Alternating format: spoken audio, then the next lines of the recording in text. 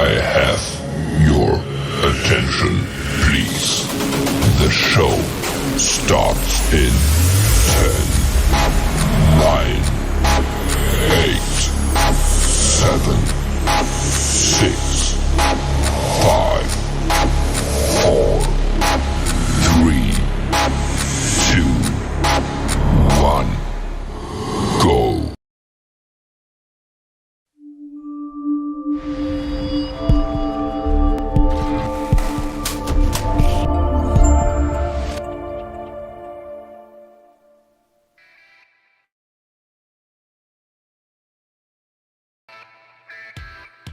And now, coming live from the Midwest Racks and Rods studio, it's the Outdoor Show with your host, Scott. He can talk to turkeys better he talks to turkeys, Biscobang. And his brother, he looks like a baby because he had to shave his beard for work. Oh my God. Drew Biscobang with special remote guest, Uncle Lou. That's Uncle Lou from Stealth Outdoors. Thanks, everybody, for joining us through another episode of the Midwest Racks and Rods Outdoor Show. Before we get into it, we wanted to let you know that this episode is brought to you by our good friends over at Easy Cut. Easy Cut. This episode is brought to you by our partners at Easy Cut. Easy Cut was born from the desire to build extremely high-quality, lifetime guarantee tools that work and last. You heard that right, folks. Easy Cut products are 100% guaranteed for life. Easy Cut has always strived for the highest levels of customer service and complete customer satisfaction. Easy Cut's time-tested designs have survived the harshest environments and toughest individuals. From weekend warriors to the hardcore professionals, the Easy Cutter is someone who hates junk tools and doesn't settle for anything less than the best. Head over to EasyCutProducts.com. That's right, folks, EasyCutProducts.com, and try them out for yourself and feel the difference. Easy Cut, gear you can count on. I say it all the time, right? Like, but yet, I haven't gotten hired, so you're still here. I'm still here working this this really fun thing that we do. But that never has any glitches or any issues. No whatsoever. glitches. We enjoy it. It's not about the money, the fame, the fortune. No. I mean, we just enjoy coming here, giving you quality shows every time. Right. I mean, if it was, would we really want to do that? I mean, come on. Like, this is totally not stressful at all. No, never. We never have any issues with any of the platforms or anything like that whatsoever. For those of you that might have noticed, our page was down for several hours today for community standards issues or something, only for me to appeal it and then come back like, oh, yeah, no issues. Like, whether that's a bot that's doing it or somebody that just it's really a mystery. Somebody that doesn't like the outdoors and hunting and fishing and just has a lot of mental problems, computing that there's other people in the world besides themselves. I would like to think of it as a simple accounting mistake. Somebody put a number in the wrong column. Well, that's all it was. Sure, let's give them the benefit of the doubt, right? Let's always do that. That's an important thing. And just thankful it didn't happen during the show. Right. Well, let's not get ahead of ourselves because anything's possible. Anything is possible. We haven't had any comments rolling in yet saying, yeah, we got nothing going on over here. But anyways, without further ado, and we don't want to leave him hanging here anymore, how's it going? Uncle Lou, how are you? Oh my gosh, that was so exciting today. We broke the internet or whatever you called all that bot destruction. Yeah, we might have broke the internet today, or at least we broke some items in our homes from being incredibly frustrated. So I don't really get a chance to tell you everything that happened, but basically mid-afternoon, I get a notification that our page is shut down. That it's in review for community standards issues. But that's all they give you is like, review our community standards, rules and protocol. And I'm like, okay, so I'm just supposed to decipher through all of this stuff, like what I did wrong. And then I come to find out that this has actually happened to some other pages and groups. My wife has a friend that does like arts and crafts and has a shop, just like there's not, it's arts and crafts, right? And Facebook, like community standards, blah, blah, blah. We want people to feel safe and protected in an environment for everyone.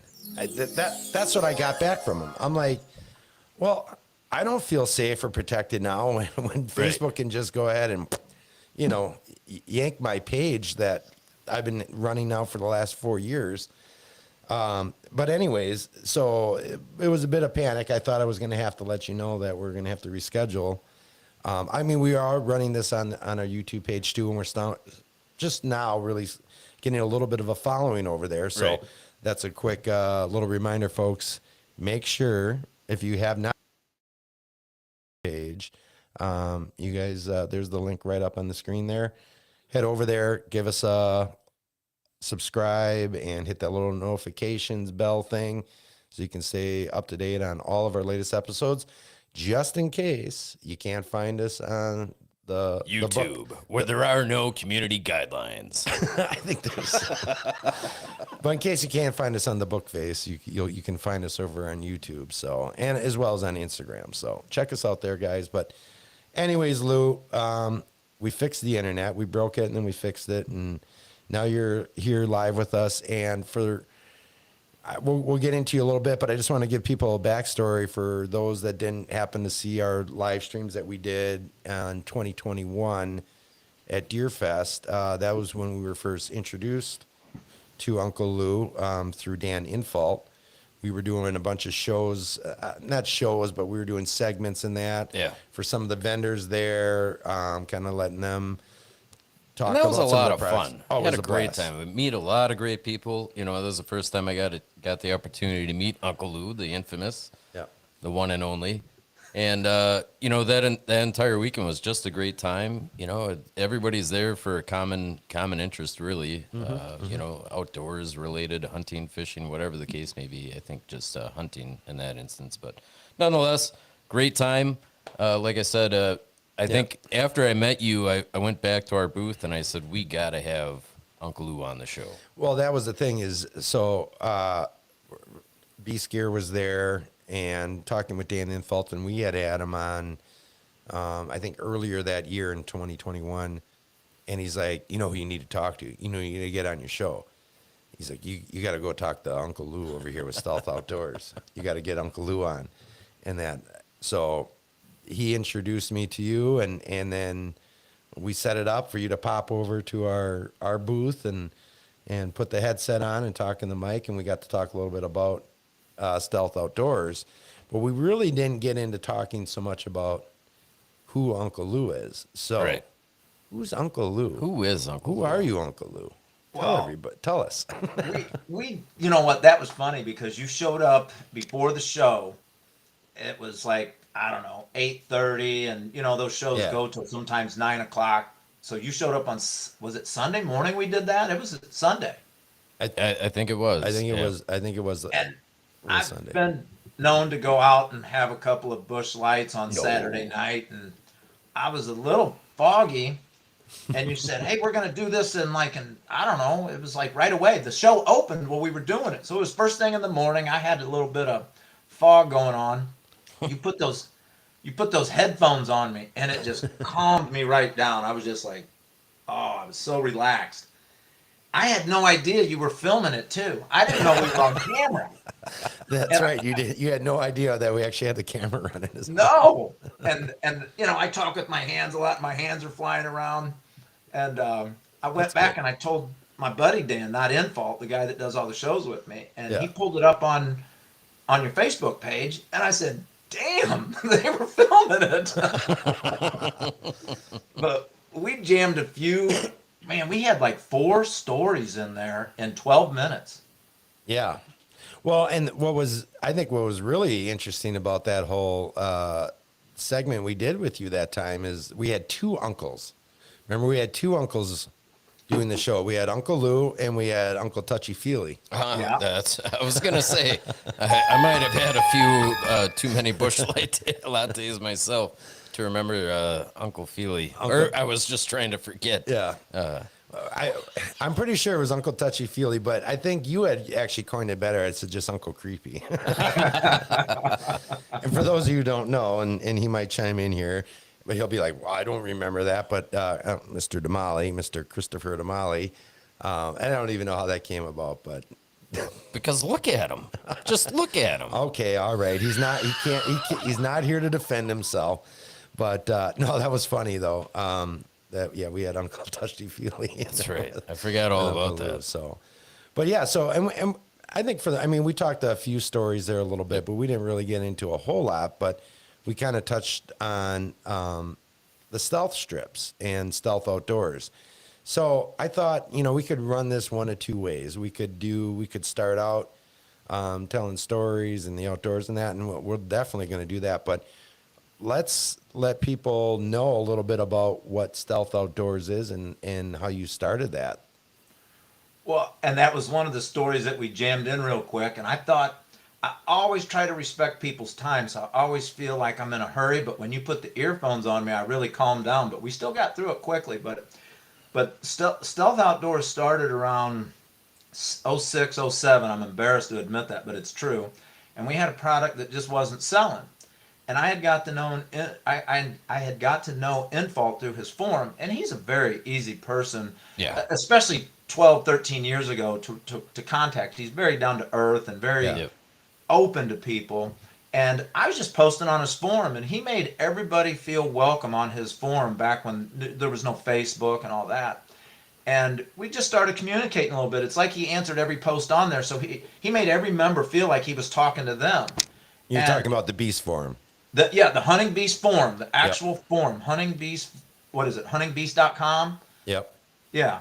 And it might be thehuntingbeast.com, but either way. And I had gotten to know Dan, and one day he called me up, I believe it was October 09, and he's like, Lou, it's Dan. Yeah, he goes, I was thinking of you tonight in my tree stand. I told this one. Do you want me to redo the same story? Yeah, please do. Please do. So, and when you first get on the forum, I'm in my wife's office right now. My computer sits by the TV. So I'm always on the dang computer and was typing on the forum. And so I get off the phone with Dan, and my wife was mocking me, but I'll come back to that. I got out of order. So Dan says, Lou, Dan, thought of you in my stand tonight. I'm like, please tell what the big buck serial killer was thinking of Uncle Lou in his tree stand for tonight. Well, he had squeaked his rubber boot on his cable, and he said, you need to make me some cable silencers. So we talked for a while, and we get off the phone, and my wife's sitting there, and I go, oh, that was Dan Infalt. She goes, oh, on that little forum you're always on, kind of mocking me. I go, yeah, on that little silly forum I'm always on. So I was thinking to myself, we had a product called the bark silencer that wrapped around the tree, and it just never sold well. And so then Dan wants me to make cable silencers, and bless his heart for thinking of me, but I thought, great, when I got off the phone, I'm going to have two damn products that don't sell.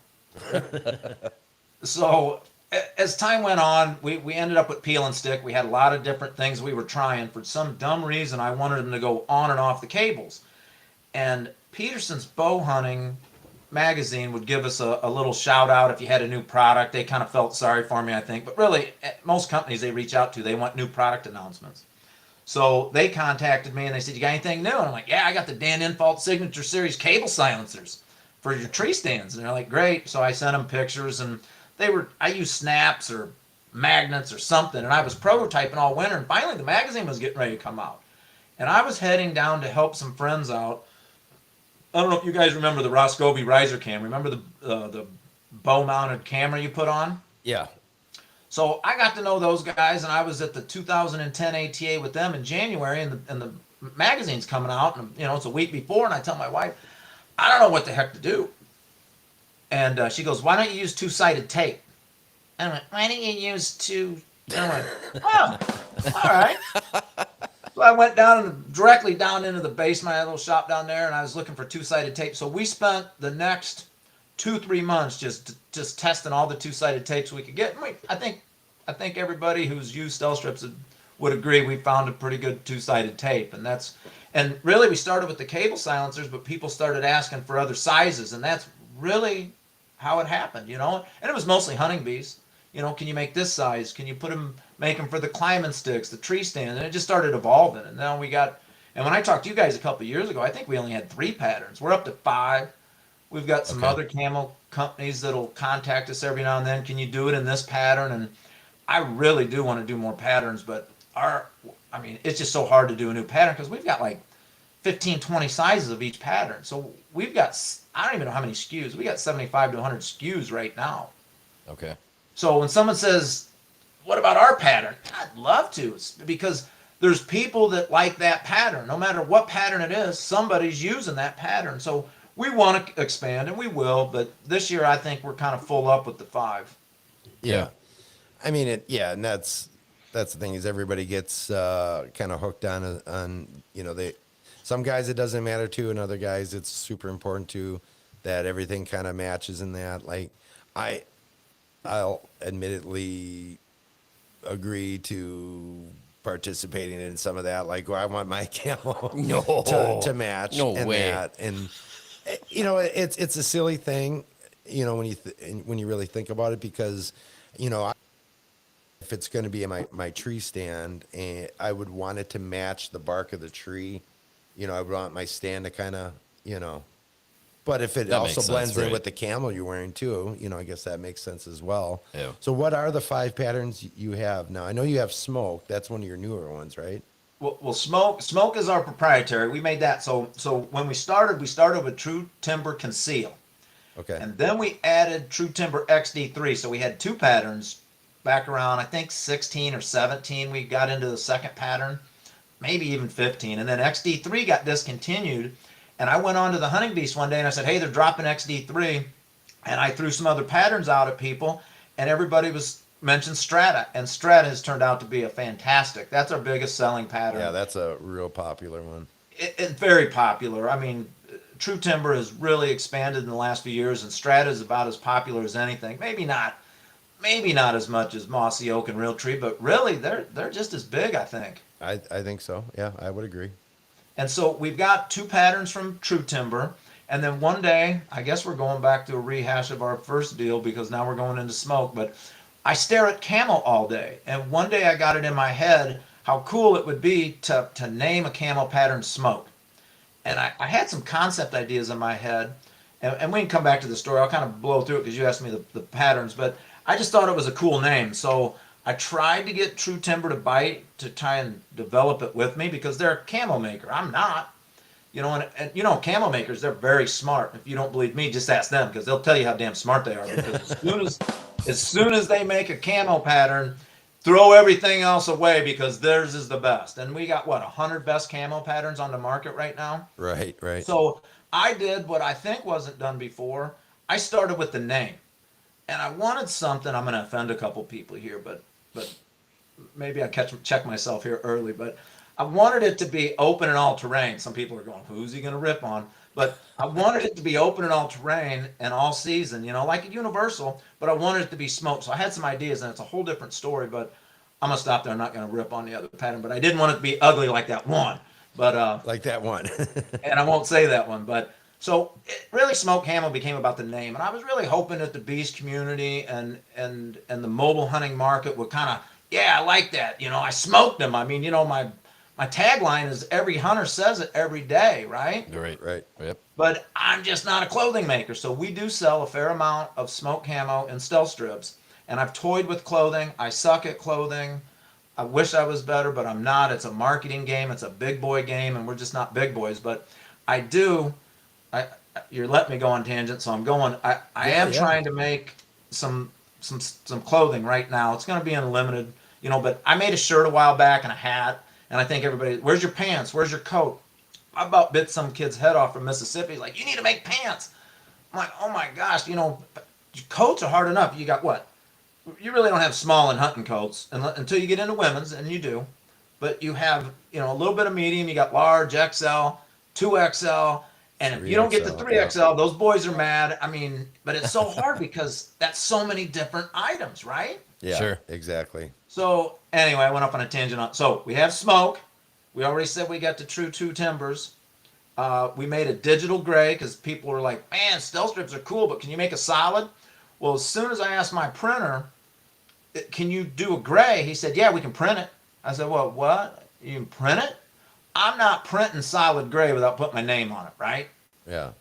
So we did that digital gray, and Natural Gear hit us last summer, and we picked that up, and that's really coming on. Natural Gear is kind of an old retro camo Sure. with a great following. So those are the 5, if you could count 5 patterns through that story. Yeah, I mean, like you were just talking about, like, venturing into the clothing line of it, but that's the thing exactly. When you're saying there's all these different sizes, and then somebody's not going to just want a top; they're going to want the pants to go with it. They're going to want the hat. There's it's the whole kit and caboodle. Right. They want the full setup. Then they want a early season, and they're going to want a late season or a mid season. It gets. Well, gets to be a lot. case in point was my first turkey season. I'm like, well, I got to get camo. I got to get camo. Never mind the fact that when I arrived with camo, my brother's like, where's all your black? Because we're going to be sitting in a blind We're going to dummy. be sitting in a blind. It's like, oh, I didn't know that. You didn't tell me that. But what the camo that I did buy didn't even match. And he's like, what? What? You're a grown-ass man. What the hell are you doing out here? Not having matching camo. I didn't have black. I didn't have any. Got a turkey, but nonetheless, had more to do with your calling skills. But So for somebody like me, right? That's maybe it doesn't pertain to my deer hunting, right? But for turkey hunting, I was just getting into it, so I'm looking at different patterns, and I didn't know what the hell I'm doing. And there are so many out there. So as a supplier like yourself, I mean, that's got to be a lot of overhead, right? Oh, it's brutal, and it's not just the different sizes. Then you need a early season. You got to have the shirt, Right. and maybe even a hoodie. Then you got to have a vest, and if you do a t-shirt, then you got to do a long sleeve tee. And I already said vest, and you got to have a early season jacket, a mid season jacket, a parka. I mean, it's just I'm not a clothing. If everybody would have bought out, and the other thing I did was we'd make everything in USA. So I go down to this bikini shop outside Detroit, and we started sewing them in small batches. Can you hear me? Yeah. Oh yeah. All right. I thought maybe we lost the feed. I saw some hand movement back No, there.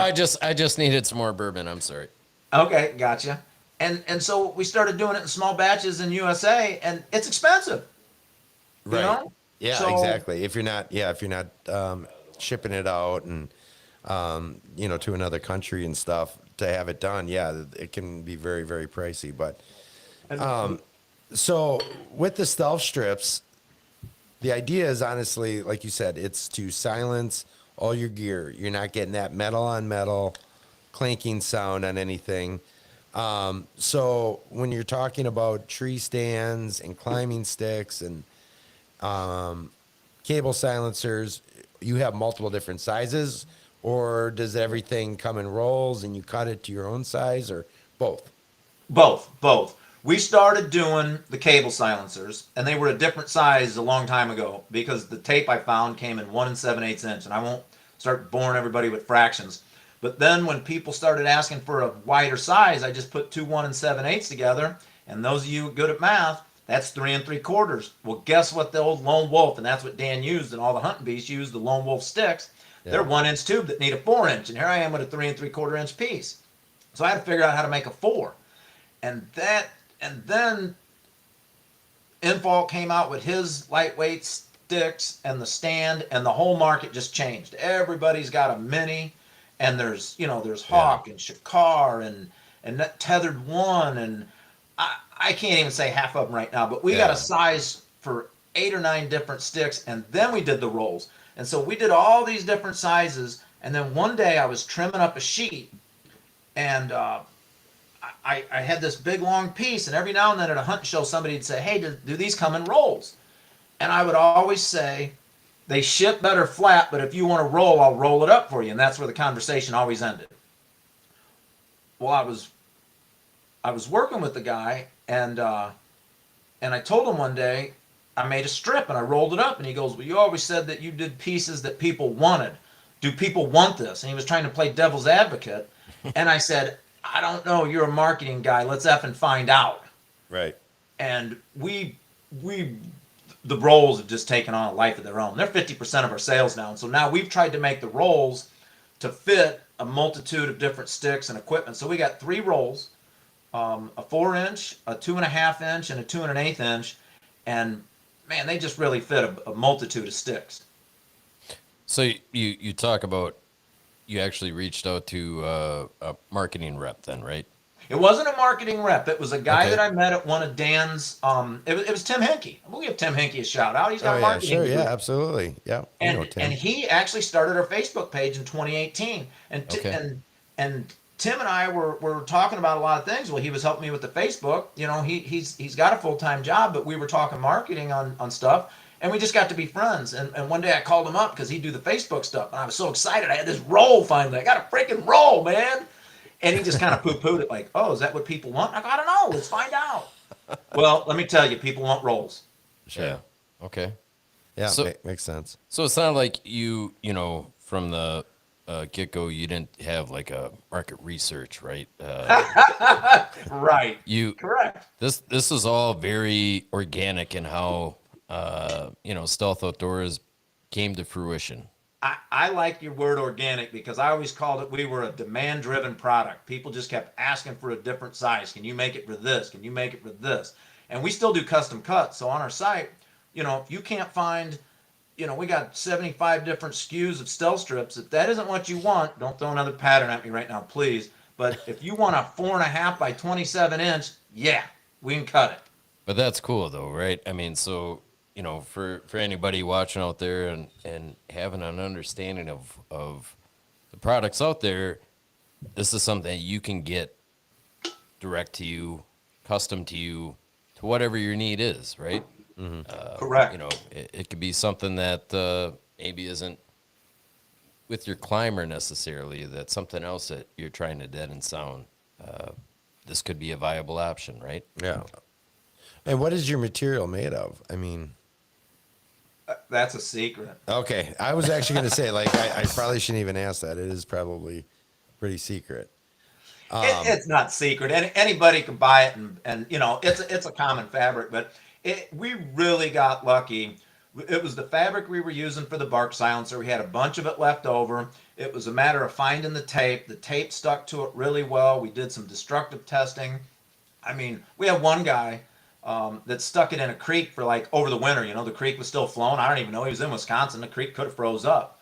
Yeah. And I put pieces in my pickup truck, on my roof, you know, for destructive testing. We've done a lot of stuff with it. It is just a very durable fabric. It's a very aggressive adhesive. Probably the biggest complaint we get is, how do you get this stuff off? And I always say, what do you want it off for? Right. Sure. You know, could Right, you right. imagine if it fell off, we wouldn't be where we are. Yeah, Right. exactly. Yeah. Well, you know, going back to the different camel patterns too, that's the thing is with certain companies, like they'll have a certain camel pattern that's their hot one for maybe 2 years, and then they're switching it up and they're changing it. Like it's got to be, Oh, yeah. you know, it would be really hard to kind of keep up with that. I mean, Mossy Oak and Realtree, they're adding new ones, and it's like some of the other ones start to discontinue, and yeah, I mean That's how they get you. well, right. To keep buying new, to keep buying more. Well, I would also think, like, say, you know, everybody wants to come out with new stuff. You know, everybody's looking for, you know, you got it. For years, all we did was just do new sizes, and it worked for us, you know, because it was functional, and we made it more functional. But I could see if I was a camo maker, you know, you create, right? People that make camo, they're creative, and so they come Yeah. up with a new pattern, and they put it out there, and if it takes off, they might phase out one. That's what happened to XD3, and I liked XD3 because XD3 was gray and Conceal was brown, and I figured we were covering the two spectrums.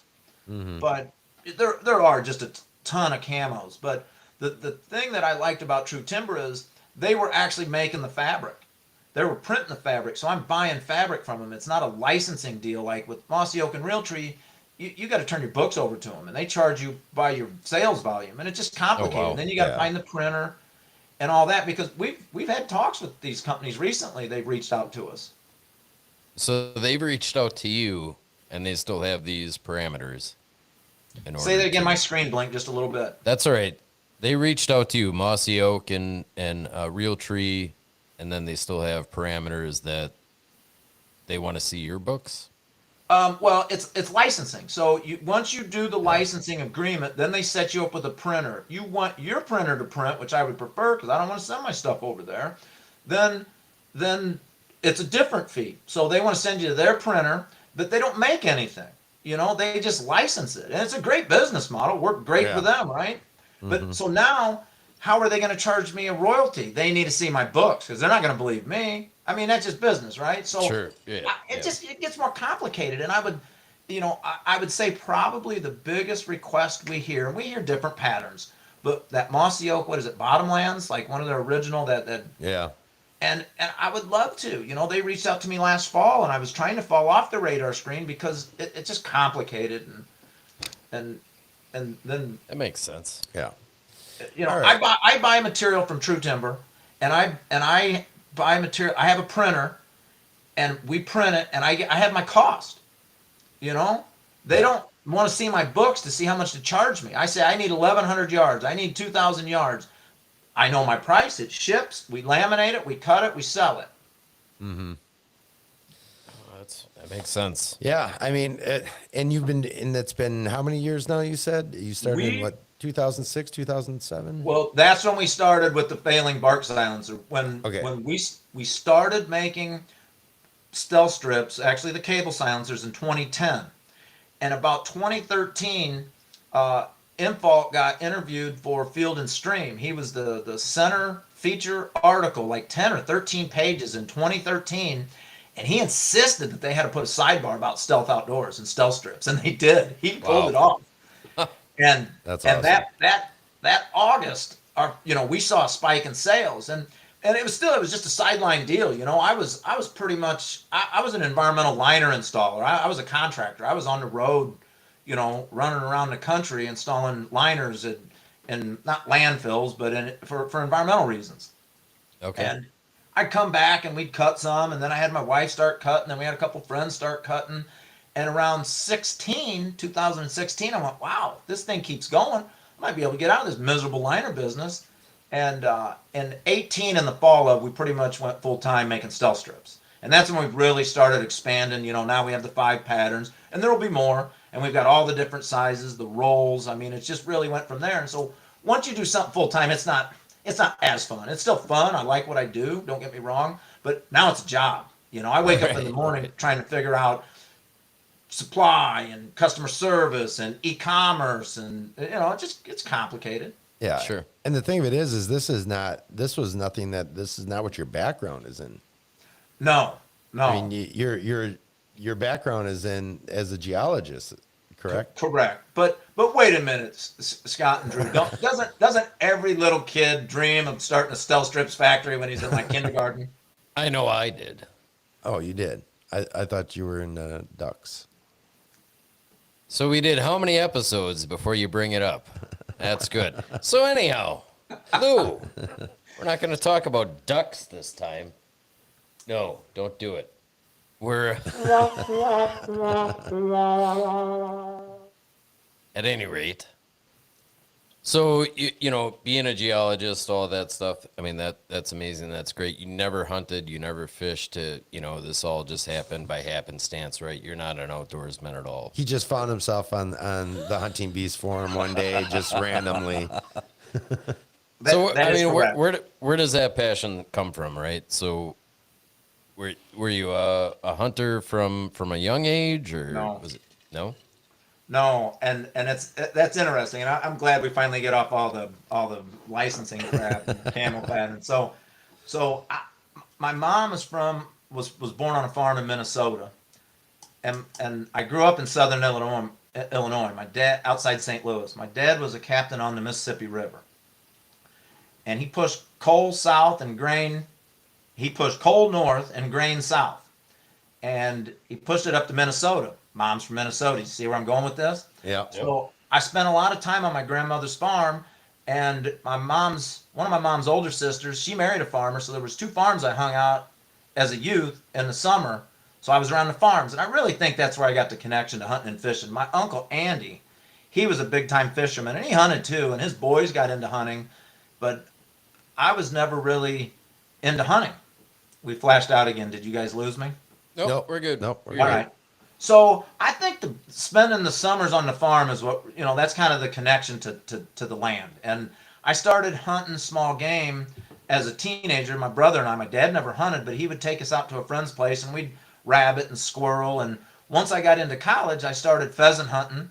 And when I lost my roommate was 2 years older than me. He was a friend of my older brother's. And when he graduated, I was a junior in college, and I was pheasant hunting. I took a couple friends, but it just wasn't the same. Old Potsy wasn't with me. My good buddy Potsy, rest his soul too. And I picked up a bow and started bow hunting. Just picked it up and slung a couple arrows, and it was the crudest thing you ever saw. A neighbor gave me and my brother a bow. It was down in the basement.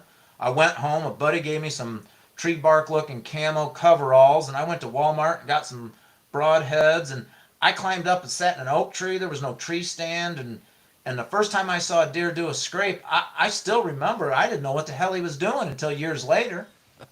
But I shot a button buck that year at about, I always say I don't like to admit how far, but it was, I'm guessing it was about 40 yards, and that bow wasn't much. It was an old 45 pound bow, and that arrow went, It just kind of dove in. and it went right underneath it, and it jumped back about 5 yards. So you just aim a little higher. I felt like I was shooting over the moon, and that arrow came down and whacked it right on top of the spine, and it fell down. It was a little button buck, and all of a sudden a new badass was born, right? Yeah. Uncle Lou shoots a button buck. Yeah, but that's all it takes sometimes is that first one, especially first deer with the archery equipment, and it's indescribable. It's hard to put it, like you can grow up as a kid shooting, your little stick and string bow and arrow, and Right. and maybe you're in 4-H or you're in a rec thing where you're shooting at a target. Or maybe you're shooting at your brother. I don't know anything about that, but it is definitely another thing when you're looking at this arrow with feathers on the end, and you're attaching it to a string and drawing back and sending this long projectile through the air and through an animal, and that animal going down. It's amazing. You're like, that first time you're like, wow, that's just, I don't know. It's hard to describe. And if you've never done it, then I don't know that you could really comprehend it. It's not a bullet. It doesn't fly anywhere close to those speeds. Sure. And to get that animal close enough to be able to pull something like that off. And you said, what kind of bow was that? It was a compound though, right? Yeah, it was a compound. I think it was a bear blacktail. Okay. And I mean, I don't even know draw length and weight. Yeah. I still have it down in the basement. I show people every now and then. Sure. But the coolest part is there's so many people that you'll talk to that they have an interest in hunting, but they're afraid to get started. And so I think I can relate to that because nobody got me started. I had a friend in college, and his parents owned a farm outside of, about a half hour away, and I had an instructor, Dr. Dewey H. Amos. What a cool guy, man. When I was in college, I'll never forget the first time we went on a field trip with Dewey. He drove an old camper, and then the geology class would follow behind him in a station wagon or a van.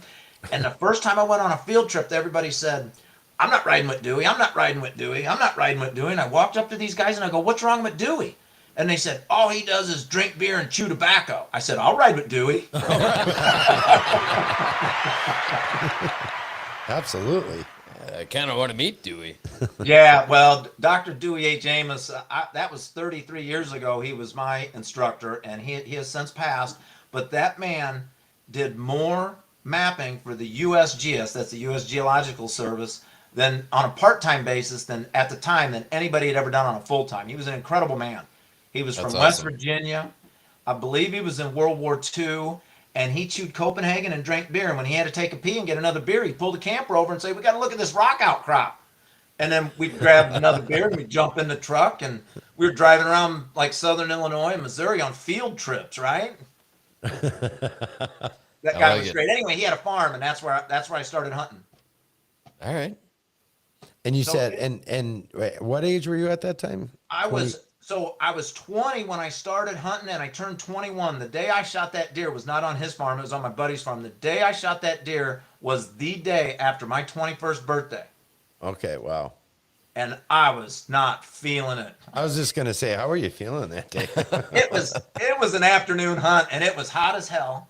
And I was laying in this ditch along the weed line, and here come all these deer. And that's what the farmer's mom was, wasn't my roommate, it was my buddy's mom. They were farmers. She goes, oh, they come all out in that field at about 5 o'clock or whatever time. It was October, so it was probably 6, 7 o'clock. I don't know. Sure. And it was hotter than hell, and I was in them damn coveralls because I thought I had to be camo. And here they all come, and I just started slinging arrows and hit one. But you're done now, right? I mean, you don't hunt anymore. You don't.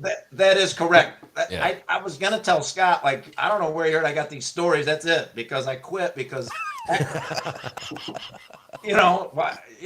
be like going out with the Super Bowl ring, right? I got a button buck. Let's quit. Go out on top. Win the Super Bowl Right. on your first in your first season there. So yeah, I mean, what else is there to do? But No, I got into hunting after that, but I was more of a fisherman, and then I moved up to Michigan, and I thought back in 1990, I didn't know leaving Illinois and coming to Michigan was going to be a mistake, but trust me, I do not regret it. I still have family down in Illinois and visit there, but I absolutely love Michigan. I tell people all the time, and I don't think my wife's watching, she's on vacation, but I say I moved to Michigan for a woman, but I stayed for the weather. I mean, I love the weather here. sure. Yeah. You get 4 full seasons. By the time you get sick of the heat, you got fall coming. By the time you get sick of the winter, you got spring coming. It's awesome. Right. It's much the same here in Wisconsin. We're kind of on that same longitude, latitude. Yeah. It's just Tim Allen makes it sound so much better. Yeah, Tim Allen does do a good job with that Pure Michigan commercial. Michigan. But yeah, so you get that first deer. Now you're hooked, right? Yeah. Oh, yeah. I was one of those. I'm a bow hunter. I didn't even gun hunt anymore. I'd go small game hunting, but I did not deer hunt with a gun until 1995. Well, 5 years of being a loser and not shooting a deer, my neighbor moved in next door, and he said, you need to go gun hunting. I literally, I was afraid to go in the woods. I kept hearing there's 1 million people with guns on opening day, right? Oh, right.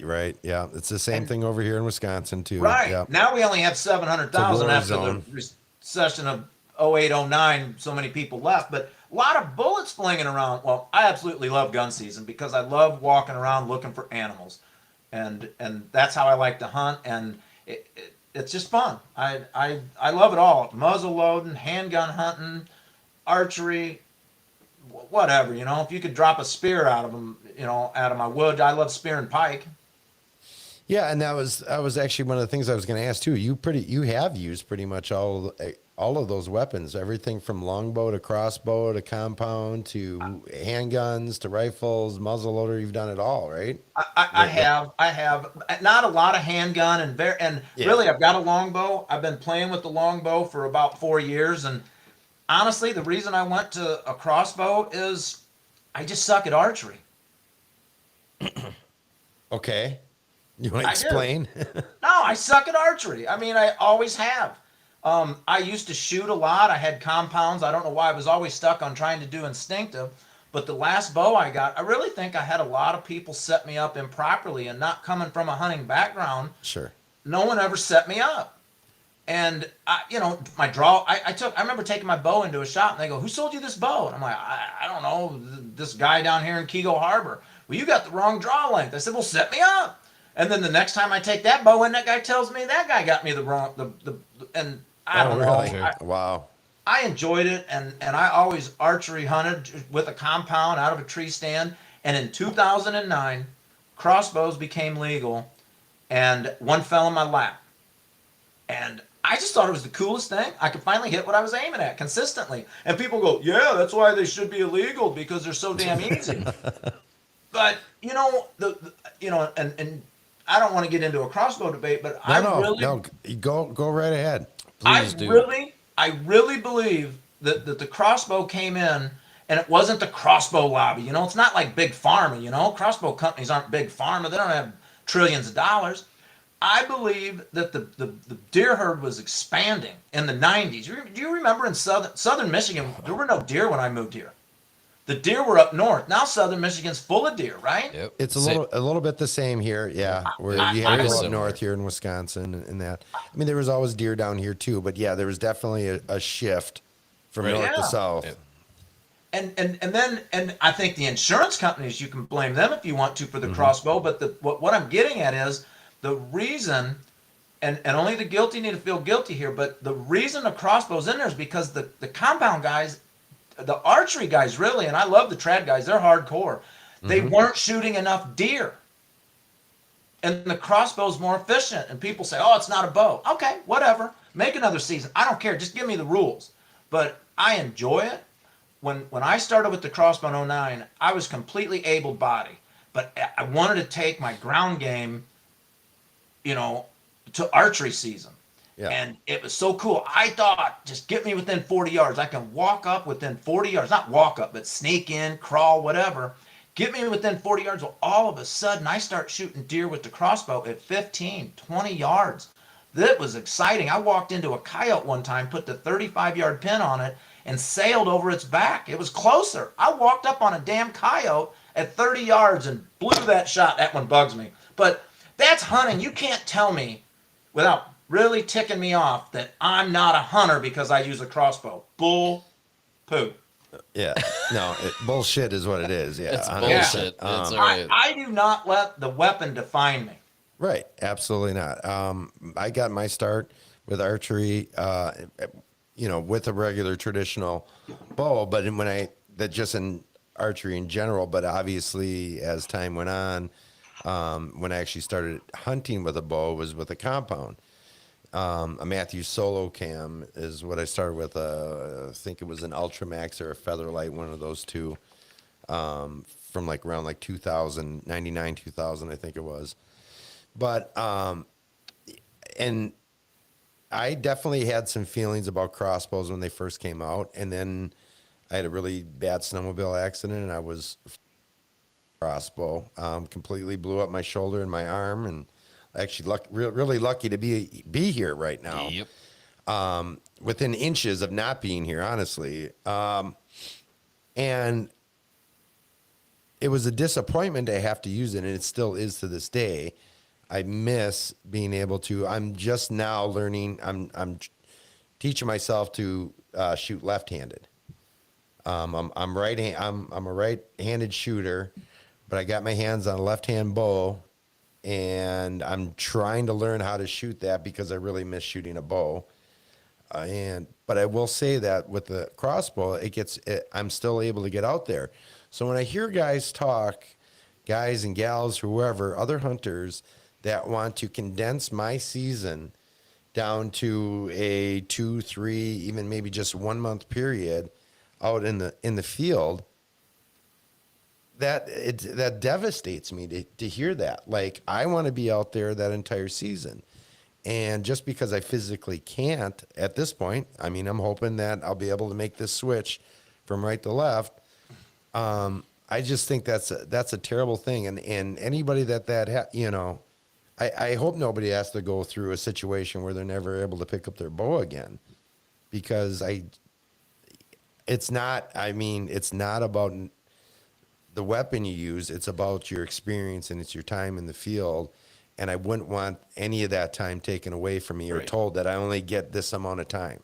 Right. If that makes sense. No, it makes a lot of sense. And honestly, I think that the crossbow, I don't think everybody knows it. I agree. The crossbow is more efficient. It's easier to shoot. There's just no doubt about it. But again, the reason I think it's here is because we weren't shooting enough deer as hunters. I think that's definitely part of it. You're going to have insurance companies, like you had mentioned there, that play a major part in that. I think, and not to get into the whole CWD thing, but I think there's something to be said about that as well, in terms of what the overall opinion is in terms of the effect on the herd when it comes to CWD. That's a debate in itself, that there's varying opinions, and is a lot of it trumped up to kill more deer, to eradicate deer out of certain areas. And it's obviously a conversation I don't think we really need to get into tonight. But yes, with the crossbow, and I'll say this too, like, since crossbows have come out, yes, the technology has improved quite a bit. Starting out with the crossbows that I was using, early on, and even right now, it is a large, cumbersome, heavy piece of equipment that if I'm not resting on a shooting rail or having that deer within 15, 20 yards, I don't feel real comfortable taking a shot if I'm not resting it just because of the weight of it. Now I understand there's a, if you want to spend $2,000, $2,500, $3,000 on some of these newer crossbows without naming any names, they are getting lighter and more well balanced and things like that. And honestly, I think some of these companies are doing a disservice to themselves in the industry by promoting these, accurate out to 100 plus yards in that. So now we're perpetuating this notion or this idea that everybody out there is taking unethical shots when, guys take unethical shots with compounds. They have forever. Right. Guys Absolutely. take unethical shots with rifles and Absolutely. shotgun, with slug guns and stuff. Has anybody ever heard of the term pop shot? Right. Or Texas heart shots and right. I mean, guys taking headshots. Yes, there's going to always be some guys out there that are unethical or really pushing the boundaries or pushing the limits on what they should or shouldn't be doing with their equipment. And injuries happen. Injuries happen with compounds, all that kind of stuff. But with the crossbow, yes, I think that there is a disservice done by when you are actively trying to advertise that, that you're going to be able to accurately, because yes, there's people that they're going to take that tagline, be like, oh, well, this is 100 yards, man. I'm not even that good with a rifle at 100 yards freestanding. Right. Yeah. You know what I mean? 100 yards is a long freaking way. Yeah, definitely. My first crossbow was a 150-pound Horton Legend. I paid $275 for it, and it came with the bolt, so that was turnkey. And I mean, like I said, at 264 feet per second. That's not blazing. That's a cheap toy, and I shot a deer with it, and it was. I'll never do it again because those things are so noisy. Not only are they heavy, but they're noisy. But and I walk around and shoot, so there's no rest in this, and and you're crawling through thickets. So when I get called lazy, I got pretty fired up earlier. I need to relax. I think I need to crack this Pabst Blue Ribbon. Here's to you guys, right? PBR. Cheers.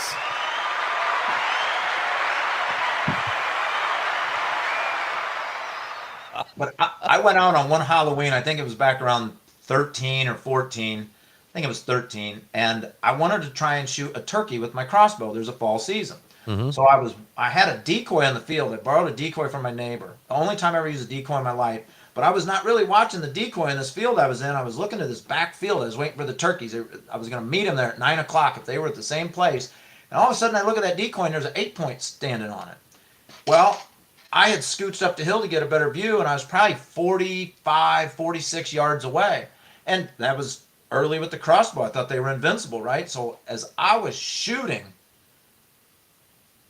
that arrow at 46 yards, that deer had turned from broadside, and it didn't go in the anus. It went right next to it, hit in the ham, went through the guts, and heart punched it. And No kidding. I thought I missed it. And I was turkey hunting. I was just spending an hour in the morning. So I go out there, and I find half my arrow. And I'm like, what the hell just happened? And I look down there, and there's this, I thought it was the buck that ran off. Turned out I hit him. He was kind of milling around down in this little low maple area. And I thought, well, if your dumbass doesn't get out of here, I'm going to shoot you. Well, it turns out he was hit, and I start walking at him, and you could tell he was hit, so I shot again, and, now I'm just trying to finish him, right? So there's not a lot of aim, and I'm walking at him, trying to finish him off, and I'm skipping arrows. One skipped off a root and hit a tree, and I was out of bolts, so I had to grab it out of the tree, walked up, finished him off, and I found the rest of that arrow. It just punched him in the heart.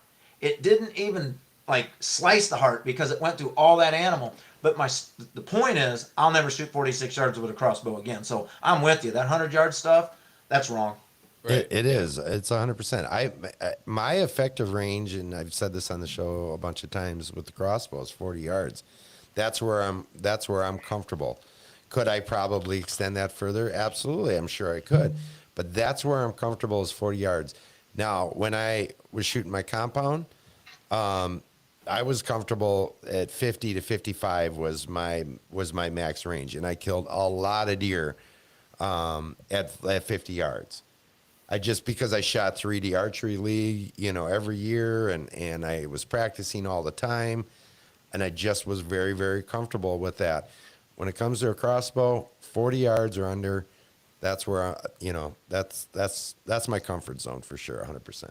I'm pretty much with you there. I mean, I don't use a rangefinder. I spend a lot of time trying to guess distances before we get there, and I probably should go to a rangefinder because I've had a few misses with the crossbow. But again, I've got a very aggressive, if anyone's offended, I won't call it archery. We'll just call it crossbow. But I'm walking around. It's funny because I was hunting with Info in Fort McCoy a couple seasons back, and he goes, "Man, I thought everybody here, you'd be the guy that shot a deer. You just see one, walk up and shoot it." I'm like, "No, that's not what I do."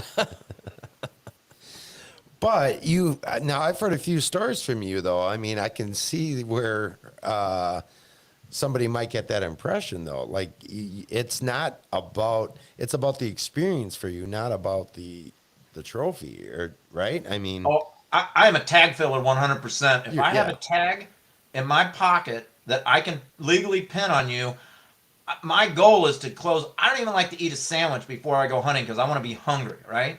So I'm coming at you. I don't get, we get 3-4 tags easily. We can buy doe tags, probably like you can in Wisconsin. Mm-hmm. You can get 5-10 doe tags. I usually get 3-4 tags. I am out there trying to fill tags. There is nothing I hate more. And it was funny, not to keep bringing up info, but he goes, "You guys in Michigan, all you want to do is fill tags." And I go, "I don't know. There's a lot of trophy hunters in Michigan, but I feel when I buy that tag, it's my right to fill it, right? They sold it to me. They're counting the animals. They're not an endangered species, and I want them in my freezer. I'm trying to save them from starving, right? I want to be a good guy here." However you have to spin it, right? No, I agree. I mean, and to each their own as far as, it's your tag. You do what you want with it. Right. Well, I definitely, it's not, I like to shoot kill deer, and I've killed a lot of them, and I continue to plan to kill a lot of them in the years to come. Because they're delicious. Because they are delicious. Absolutely. I mean, my freezer is packed full of venison every year. I really love the whole process. I mean, from going hunting, sometimes I don't go hunting because once you go, I don't go hunting to go every now and then, maybe like I just want to get out and see this one area. But most of the time I go hunting because I want to go walk and find an animal. I want to hit it. I want to gut it. I want to drag it out. I want to hang it up. I want to skin it. I want to butcher it. I want to throw it in my freezer. And then I want to throw it on the grill or eat it. However, the whole process, I don't take it to the butcher. It's just, I don't know. It's almost like a connection to the land, Mm-hmm. It's the whole damn process. And you are not going to get good at killing deer if you don't kill deer. Yeah. You bring up a really good point there. I think, especially for anybody getting new into it, and their experience is very little out in the field, and most of it comes from watching TV or watching YouTube and things like that. There's this expectation that, well, I have to only shoot this size buck, and maybe I could shoot a doe, and I'm just going to say it's because I really want the meat, whatever. Like, you need to become a better hunter. You have to kill deer. You have to learn. You have to study these animals. You have to understand, shot placement. You actually have to go out and hunt and kill deer. You can't just sit there. I mean, I guess you can, right? You can. Anybody can do what they want. But that is a big part of the process, is that process of learning how to kill deer and kill a bunch of them. Right. Yeah. No, absolutely. And to your point then, right? So you're doing from start to finish, right? Yep. See the deer, kill the deer, butcher the deer, put it in your freezer. Yeah, I don't have an aluminum smelting factory. I don't make my own arrows and stuff, and I don't cut Osage orange to make my bow. But so damn near close start to finish. Yeah. What stone do you like to use for your arrowhead? I had a friend come over and he was flint napping with him, and I was thinking about it, and I got a friend, Mike Isbell at Backwoods Mobile Gear, and he was going to hunt with some stones last year, and I don't know if he did, but I mean, that stuff's cool. I'm not that primitive, you know. I mean, Yeah. I was a city boy, but I had exposure to the farm, and I don't know. One time my mom and dad came up to visit. It was a while back, maybe 10, 15 years ago, and when they would come up, I would get the venison out. And one time, you know, I had a pig I shot. It was a high fence pig, but you know, I just like to give them something different. They can go to the grocery store down there, and you know where they grew up, and get beef and pork and chicken, right? Sure. Yeah. So they'd come up, and they kind of looked at me one day like, "Where the hell? What happened to you? You know, where did you get this? You know, because I'm grinding meat and making sausage. Yeah, you can take it to the store, but have you ever made sausage? It's not that damn hard." I have not. No, I haven't. Made, No, I haven't. I Actually, absolutely I have just got a not meat made grinder sausage. last year, and I do plan to this next year. So I was can at teach- Fleet Farm the other day getting some borax for my turkey tail or turkey fan, and I just so happened to meander over to I don't know what department. It's kind of over by probably this Home morning. Goods, Yeah. Oh, okay, yeah. you know, and there were some grinders there, and I'm like, yeah, It's tempting. no. Yeah, no. Yes, but no. Well, I've got one, so we'll take care of that. So yes, we have not, and you have. I can teach you how to make sausage in Well, 2 then come minutes. on down or over, rather. Take that ferry over. I Take want the to ride ferry that over to ferry. Wisconsin. Let's make some sausage. It could be a Seinfeld episode, right? You'll be Newman. I'll be Kramer. Making up the sauce. Got to get the right music going. I want to be George. You know what? Yeah, you can Let's be do George. it. Let's You get can be nuts. George. You want to get I'm on nuts? Let's get nuts. Working on the Penske account. Yep. Classic. So here's how you make sausage. Go get High Mountain seasoning and follow the directions. That's it. Well, you grind the meat. So, and you can have the meat ground. So you guys have ground meat in your freezer, right? Yep, Sure. Yep. Okay. So I bought a sausage stuffer and I lucked into a great grinder out of a Kroger store in the 50s. It'll grind up a Volkswagen. And we do a lot of grinding here. But so once you have your grind and you have your sausage stuffer, you do not even need a sausage stuffer. You go get those 3-inch casings. The ones that are, what are they? I don't think they're 3 feet long, but you know, the Yeah, 3-inch Yeah. casings. Yep. You Yep. soak them. You get the High Mountain seasoning. It tells you if you want to make good sausage, use good meat. So don't grind the crap. Grind hindquarter. Grind backstrap. No, I don't grind backstrap for sausage, but Yeah, let's Don't- not get nuts. Hey, you want to get nuts? use Now Lou's good getting meat. nuts here. and then you mix it 25% with pork. I go buy a pork loin and I shave that fat off. Everybody, you know, sausage when you buy it in a store is the tailings, right? Yeah. It's you know, it's full of fat. So I slice that fat ring off of the top of the pork loin, grind that, go 25% pork, 75% grind, put your High Mountain seasonings to it. It tells you how to mix it. It's not hard. You just mix the shit up, throw some ice water in there, let it set with the cure overnight, and you can actually hand stuff it into those things and put it in the oven at 180 degrees until it's done. You will have the best damn sausage you ever had. God damn it. All right. Everybody watching here, we're going to have an episode in a few months where Uncle Lou joins us.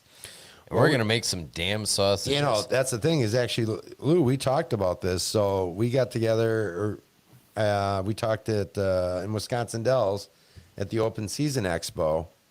And we talked about having you on for this. But you do actually want to come to the studio as well.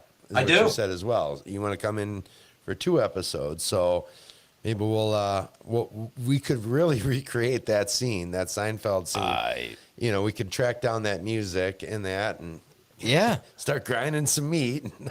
Let's do it. I think that I would- can't think of one good reason not to. I Not agree. one. It's really easy. It's nice to have a couple people, at least 2, 3 people, but we can whip out 30 pounds of sausage in no time.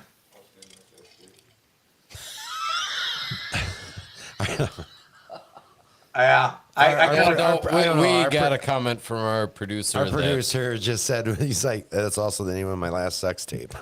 Yeah. Yeah. I kind of threw a softball there, didn't I? Yeah. Well, and you can't give him any of that stuff because he'll take it and run 100%. So Yeah. Right after my 30-pound sausage comment, I could tell Drew was laughing. I'm like, yeah, there went something in the ear. All right, so So what else you got? We got sausage covered. we got sausage covered. Luke, you got anything on that? Shut your mouth. You shut your mouth. He's back there he's just giggling like a little schoolgirl. He's like, he just puts them out there for me. What am I supposed to do? All right, so outside of some of that hunting, I mean, what? And you talked about fishing. What about turkey hunting? Have you gone traveling out west for anything? I have hunted out west, gosh, 1, 2, 3, 4, 5 or 6 times, maybe 7. I went on I wouldn't say the coolest hunt. I went on a mountain lion wolf hunt once in 2012.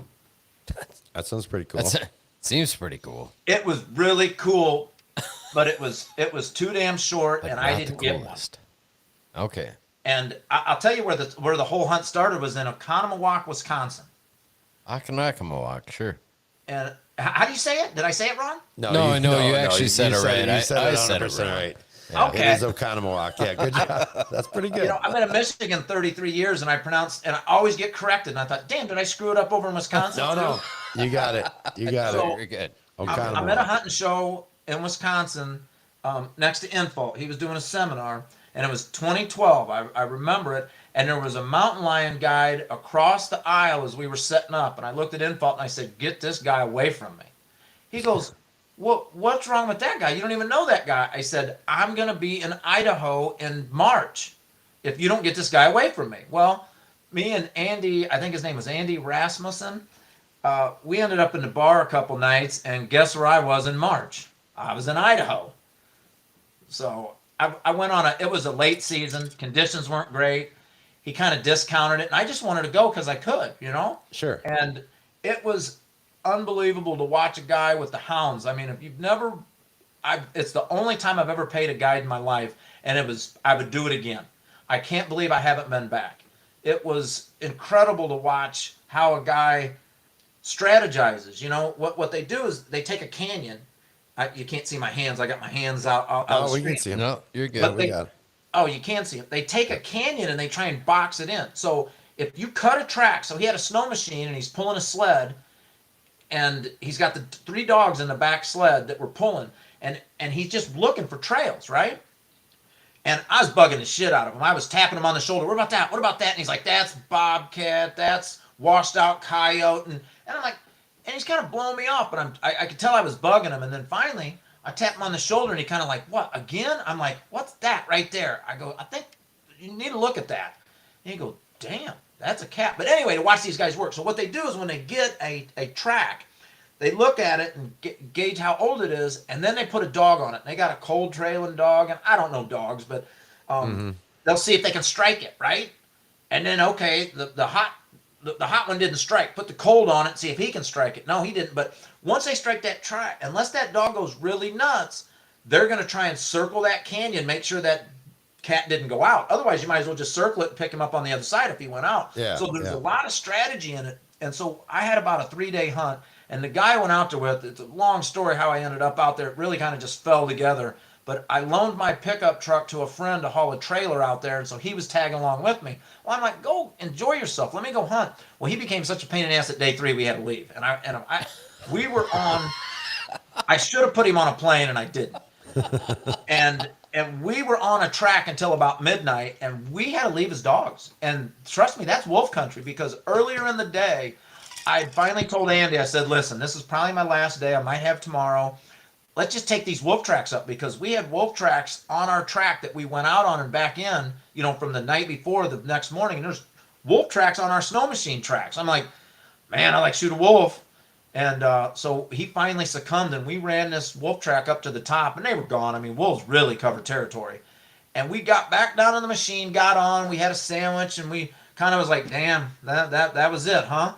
And we went about a half mile, and we cut a track, and his dogs got on it. And I looked at him. I go, what the hell's going on? And he goes, we're on your cat. And Oh, wow. I really believe if we wouldn't have screwed around with that, chasing that wolf for half the day, we would have been a half day closer to that cat track. And we chased that cat till midnight, 2 a.m, and then we came out. Wow.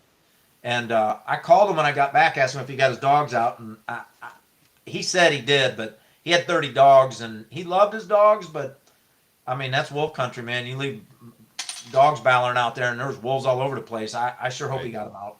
Yeah, wow, Yeah, that's crazy.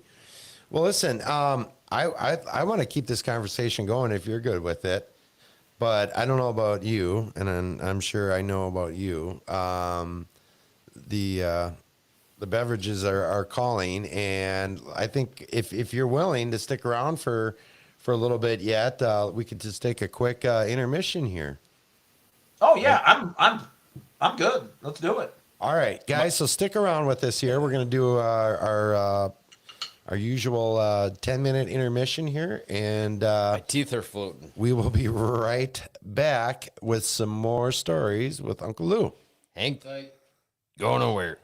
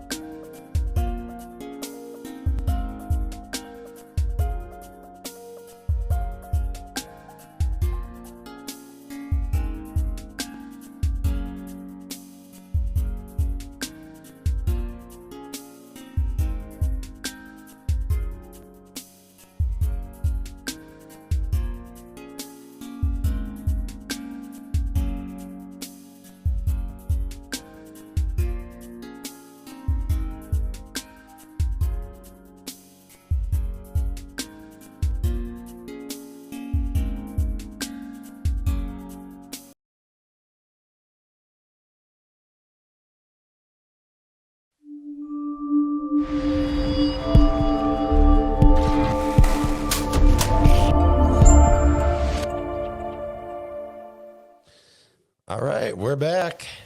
We're back. We made it. Uncle Lou, you still with us?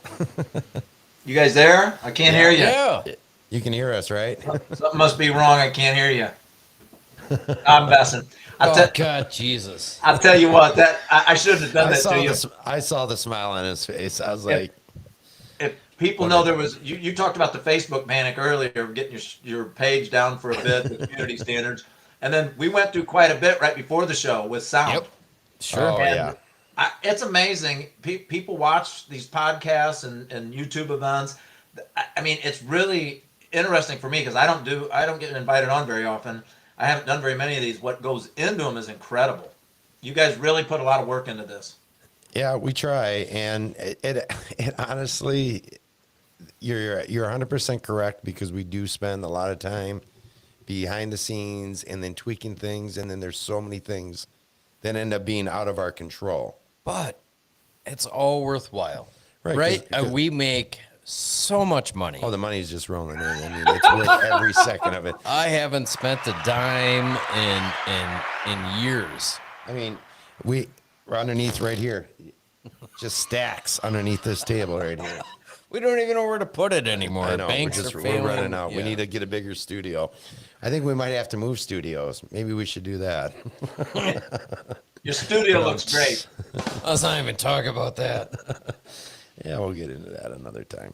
But anyways, welcome back everybody, and with us, we're talking with Uncle Lou from Stealth Outdoors, and I don't even know if I said this earlier, but your real name is not Uncle Lou. That's what everybody calls you, but it's Louis Butkowski, or no, I'm not. You're not Polish. I always say we're not that smart. Butkovich, right? Correct. We're not. People ask me all the time if that's Polish, and I always say we're not that smart. There's no ski at the end. It's No just a ski. vitch. Yes. Butkovich. Yes. And we talked about this before. I mean, we're Biscobang and Butkovich. I mean, come on. Potato. The things we heard through our childhood, and when it comes to our name, actually to this day with telemarketers, even, the classic for us is Disco King. Yep, right. And that, so Yeah, that's Well, growing up, when the first three letters of your name are B-U-T, I would always say my name was Bukovich. I would never say the T. yeah. And then my older brother, I had an older brother, he had a really cool spin out of it. All his friends called him Buck. My older brother was known as Buck. Sure. solid. Yeah. And just like Drew's older brother, myself, I've always been Bisco, so Man, I've been. no Bing. We don't need to talk about all the things I've been called. We've never been called late for dinner, though, That's right. or Hey, late for a drink. Maybe before we get back into stories, pardon me, but these Pat Blue ribbons are really cool. They got the deck of cards on them. Do you want to have any of your viewers guess the deck of cards, and maybe we'll send them something or not? Ooh, yeah. Yeah, that'd be good. I So like that. All right, when you say the deck of cards, pick a card. Whoever gets it, I'll send them a large steel strip roll, all right, Seven there you of go. clubs. All right, Seven you of guys heard it. clubs. Seven and of we'll clubs. give them time, and we'll show them what it was at the end of this show. All right, sounds good. Luke, if you want to add a comment to that, for anybody that chimes in, maybe you can pin that. Can you handle that there? You got that? We'll give them to tomorrow. I don't care. Now about the womp womp, you got this. This is got what this. you get paid for. We pay a lot of money Most of the stacks are over on for you your to be a side. producer of this show. Come on. Get your shit together. I will find somebody else. There's people lining And up. here's the kicker to it: is our producer is normally pounding the PBRs behind the scenes, and tonight he's drinking Miller Lights back there. So So that's not my fault. Quick side note: went to the grocery store to get Pabst, and they only had 30 racks, and our fridge here is very small. yeah, we've got like a college-sized fridge here in the studio, and it's pretty packed full of Busch lattes already. So, oh well. All right, so you guys heard it. Pick womp the on card that Uncle Lou has for his Paps there, and the winner will get a stealth strip roll. of their choice, of their choosing, or of your choosing? Sure. I mean, we'll throw in a large of whatever color they want. Yeah, let's do a whole new camo. Right? I mean, Yeah, let Uncle Lou will do. You give us your name, and he'll name one specifically after you. Yes. You know, you can help him design it. You know, get involved in the whole process. No. Cut the film. We're done here. Cut the tape. No, that sounds good. We'll see if we get anybody to participate here. Steve Schwartz already said 9. Oh wait, 9 of spades. I was like, I couldn't see that. It was like Shovels. I was like, we got nine of shovels. Perfect. So the contest is still going. I think I would like to participate. I'm gonna go with the Ace of Spades. Yeah, let's go with the ace of spades. Why not? Let's get a little Motorhead up in here. Oh, if only we could had copyrights to that, and Luke could be behind the scenes. This isn't a radio station where they can just play whatever music they want.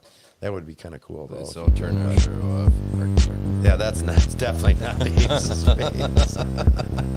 We're getting way off topic I here. like it. I like All right. it. But anyway, so if you guys want to participate, chime in. And if we don't get a winner, well, we don't get a winner. So, all right. So we were talking a little bit about some out west hunting. And let's talk a little bit more, because I know you've done some elk hunting out west as well, haven't you? I did, and I started elk hunting just like I did deer hunting. I just went.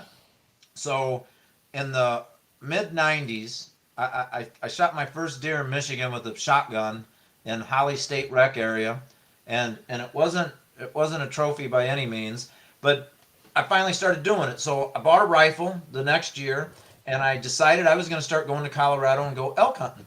So my wife and I had friends from Michigan that moved out there, so we stayed with them. And I hunted around Basalt, which is down valley from Aspen Snowmass. And it wasn't even as exciting as my mountain lion wolf hunt, because I didn't even see animals. But the thing is, just go. You know, what's the worst thing? Back then, the tags were only $250. I drive out there with my wife. I go in the mountains. She hung out with her friends.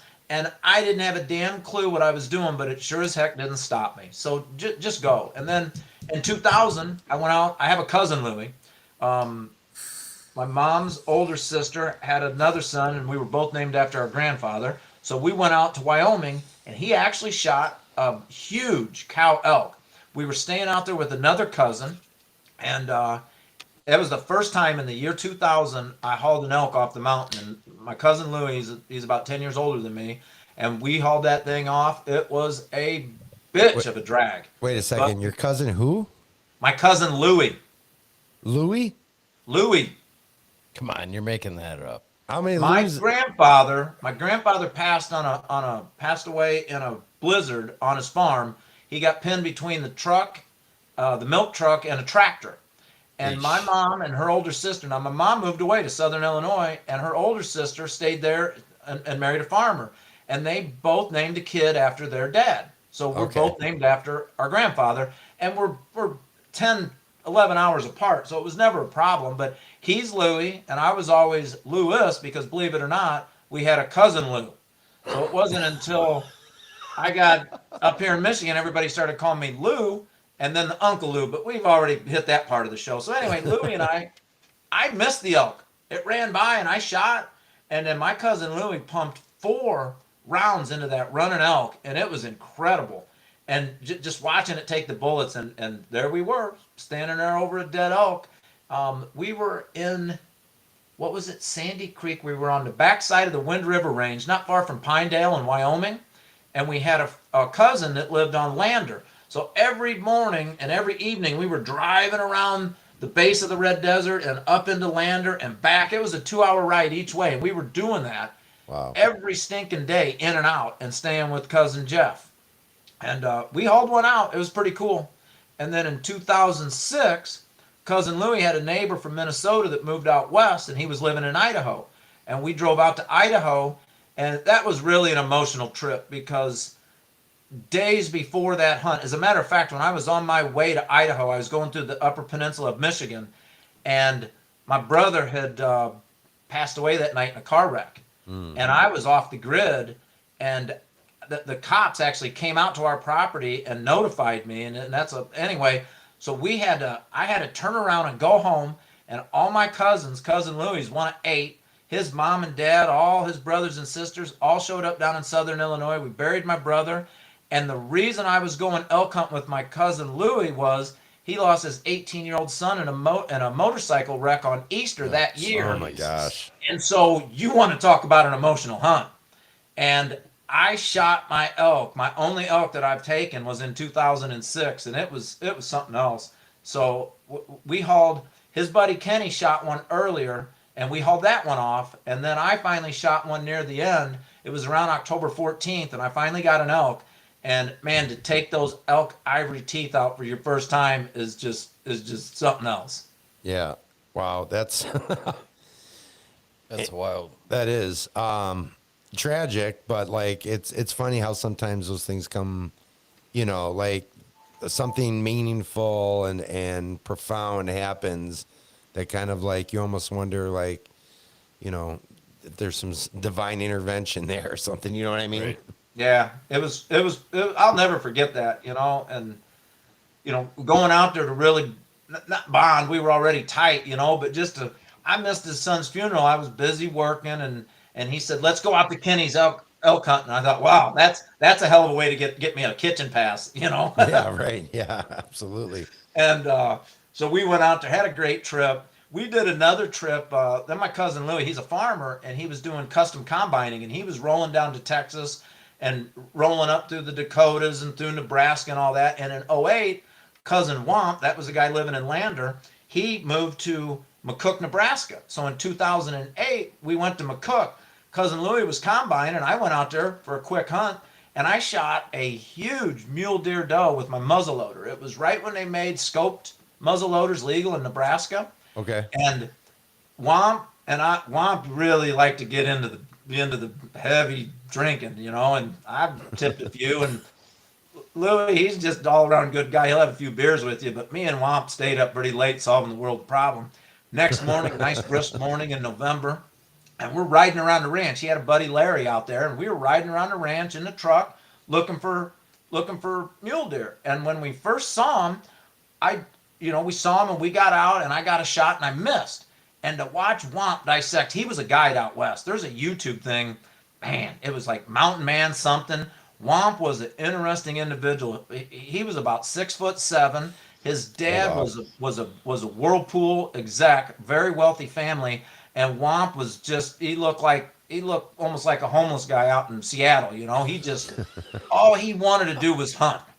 And he was good at it, and to watch him try to guess where those mule deer were going was fascinating. And we stopped for a sandwich, and it was about noon. It was probably time to crack a beer, but I was hunting, and he was really just kind of driving me around the ranch. And nah, I'm good. And we're stopping eating a sandwich, and here we see these damn mule deer. And he goes, "The one on the right," and I was on the one on the left, and I shoot, and it dropped. And I said, How'd you know I was on the left? He goes, "I could tell where you were aiming." He's just one of those guys, I had a big old beard and tall as hell. And anyway, his buddy Larry heard the shot and came out there, and I was field dressing. They were about 20, 30 yards away talking, and he kept pointing down to the rock that I shot from and pointing at the thing.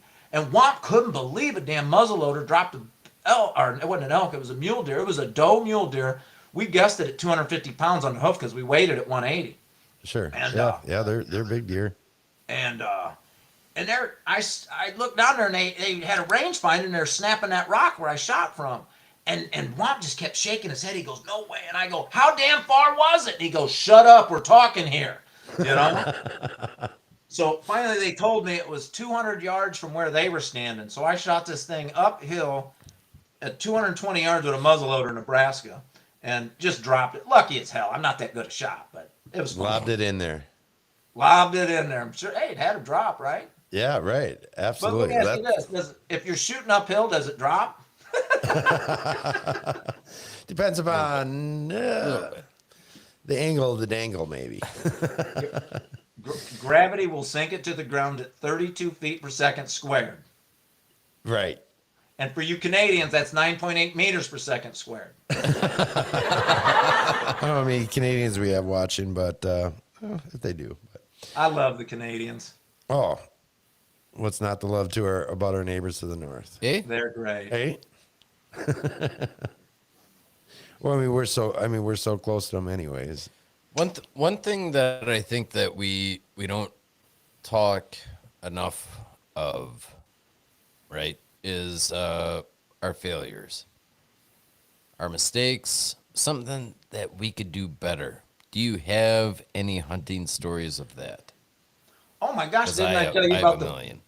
the wolf? I've made so many mistakes, but so my last elk hunt was a do-it-yourself elk hunt in 2018. It was right before my 50th birthday. It was in September 2018, and Louie and I we were supposed to put in for preference points, and he's got a brother out in Colorado.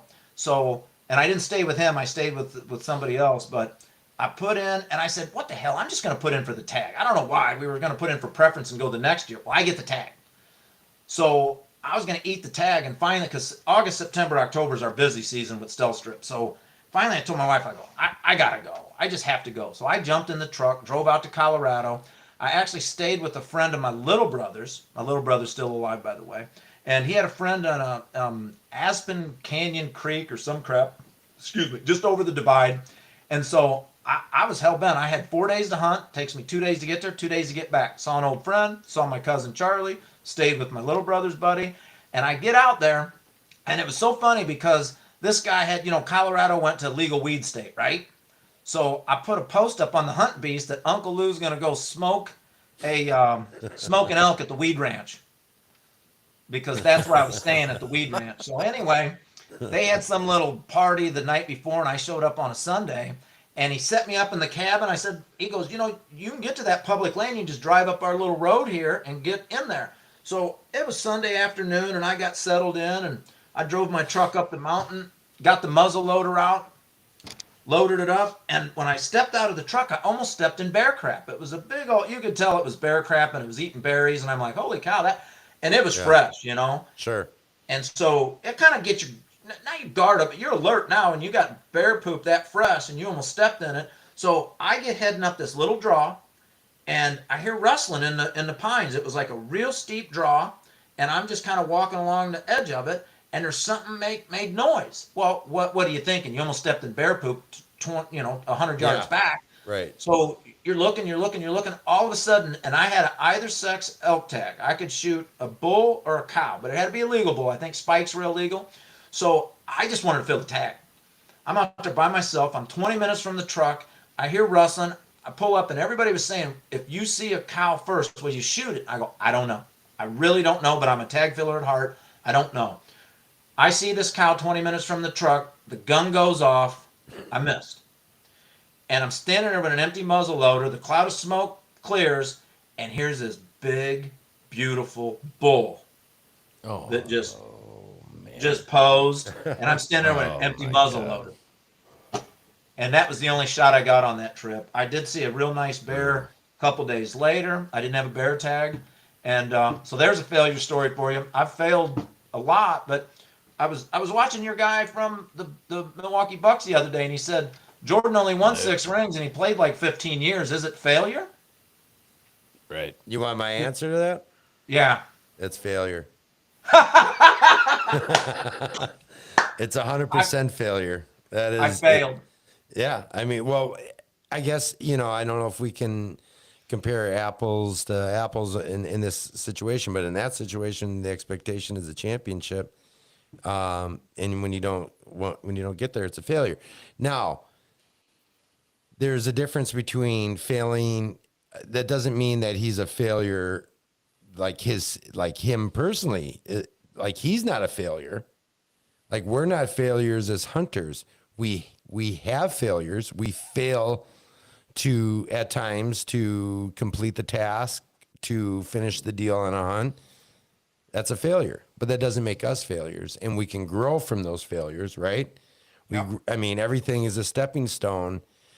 Failures make us stronger. We learn. I mean, you're only really failing if you don't learn from the mistakes you made and apply that for future success. Fair enough. But yes, it was I failed. the Buck season was a failure. They Yeah, just fired their coach today. So what does that tell you? Oh, did they? And Yeah. I kind of gave up on NBA. We won't get into that, but Yeah, I used no. to really. We I love can only basketball. mention the Bucks because it's a hunting show. So, Milwaukee Bucks and He just got a lot of press with that reference, and a lot of people familiar with that. Where Yeah. he mentioned Michael Jordan, only getting 6 rings in 15 years. Was he a failure? And the answer is no. I mean, he's probably no, not arguably- not overall. But were Right. those seasons that they didn't win the championship? Did they fail to meet the goal of a championship? Yes, Yes, those agreed. were they failed those seasons. So, but I mean, I digress. Let's get back on topic here. Unfilled tags are a failure, and Yeah. they eat at you, and They do. yeah, and I don't like that. I was willing to fill a tag with a cow, but Right. I mean, think about it this way. We've all had opportunities at, a big animal, or, most of us, anyways, where we missed, or something went wrong, or we even missed the opportunity to get the shot because we failed to take certain things into consideration, our movement, wind direction, whatever the case is, right? too noisy. And too noisy. Yeah, exactly. 100%. We didn't have stealth strips on our stands. Our boot hit the cable strap. So, there's a lot of things that can take place. Now, if you're not going to learn from that mistake and move on, I think it's important to understand and learn from all of those things and apply it to future hunts. If that isn't eating at you, if you just miss, if you have one of those opportunities, one of those blown opportunities, and you just look at it as, oh, well, there's always tomorrow. That's all fine and good to an extent, as long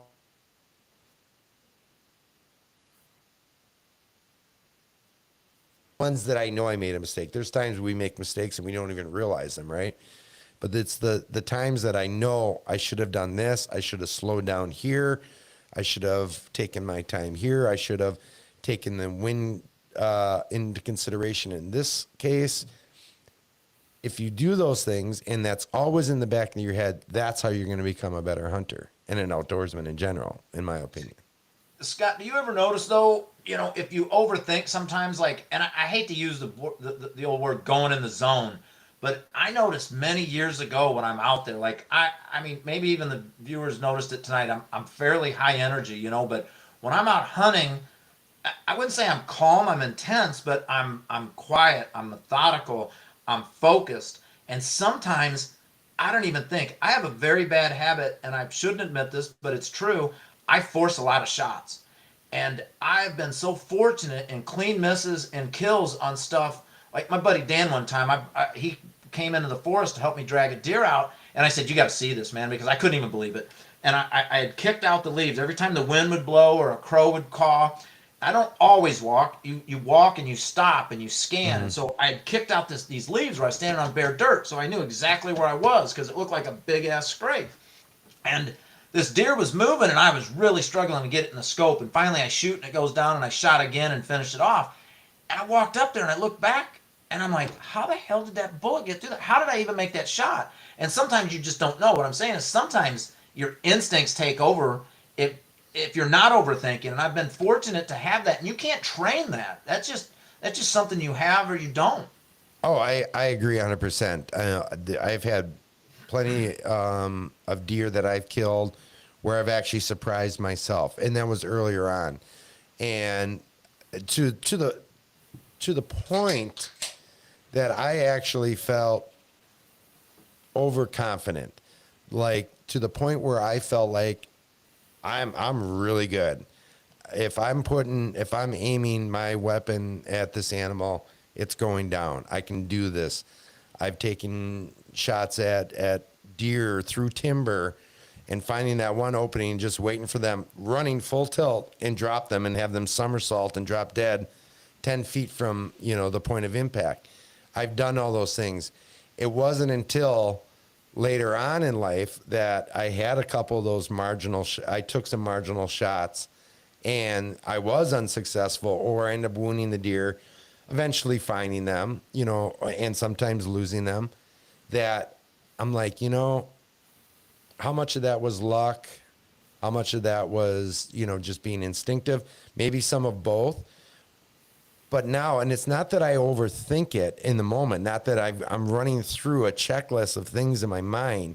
I think it just becomes a pattern of that before the situation arises, you are thinking about these things, and these checklists just kind of knock off naturally, if that makes sense. I mean, I don't know if that makes sense at all, but the checklists just kind of come off because you're just you've applied everything that you've learned over the years. Yeah, I as you're telling that, I'm like, yeah, I've forced a lot of stuff and got lucky, and you get overconfident, and I had a bad run in around 1920. My luck had run out, and it makes you think, and you just got to get back. You got to make better choices, but you got to stay on it, I'll never forget. I was up on Lake Gogebic in the Upper Peninsula fishing with my wife, and I used to really love to fish, and smallmouth bass is my favorite fish to chase. And I was hell bent on. I finally got on Lake Gogebic, and I wanted that 4-pound smallie, and I was just fishing my rear off. The weather was bad, and I was out there one day, and and I tried to fish tournaments when I was younger, but I was not good. Kind of like hunting, not very good, but I enjoy it. So I had this 4-pound bass to the boat, and a lot of bass fishermen won't use a net. They'll either lip them or just hump them in, right? And I had my 4-pounder at the edge of the boat, and I went to horse him in, and he comes off, and I was just sick. And minutes after that, I watched a bald eagle swoop down in the water, grab a fish, and was lifting off, and he dropped it. And it made me feel better about myself. I'm like, he screwed up too, The wolf and the coyote and the bald eagle, they don't always get their prey either. Right. But you have to try. So I'm always trying. I'm not trying to wound animals, and I've wounded a few. I've been lucky that it's been very few, but you still have to give it your effort. Oh, I agree 100%. And that's the thing is those animals aren't sitting there afterwards. That eagle isn't going to hulk and fly around and just go sit in a tree and be like, ho hum, I'm a terrible hunter, No, like they're doing this to survive.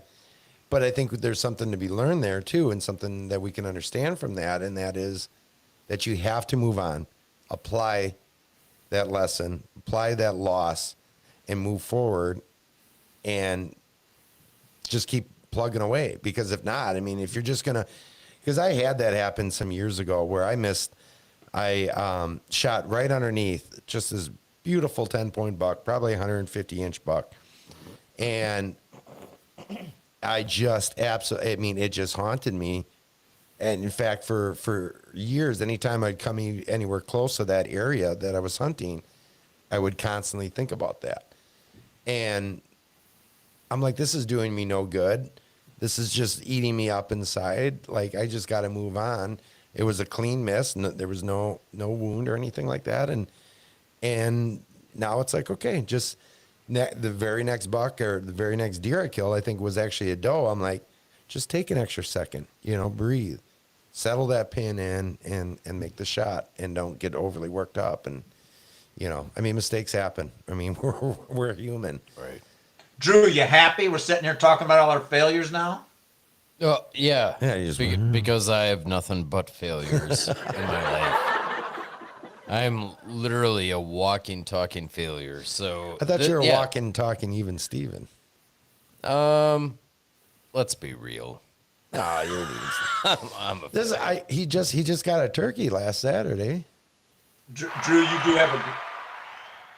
you have a great voice, though. And now, listening to some more bullshit.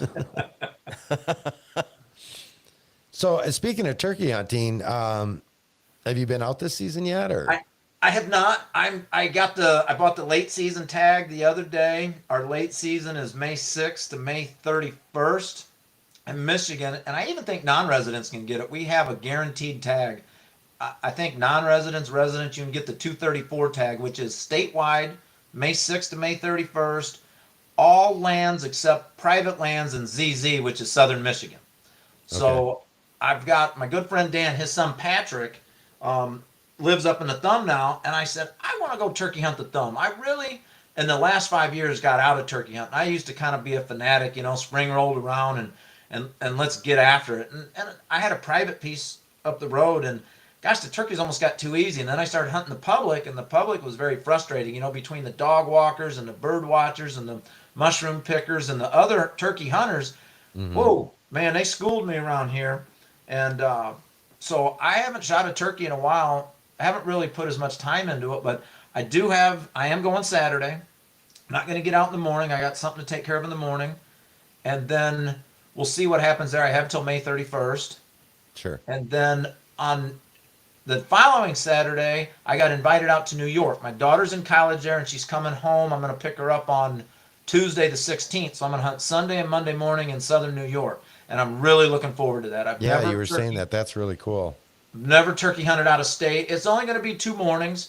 So, if a Jake's legal out there, I'm going to punch a tag. So, no, you will.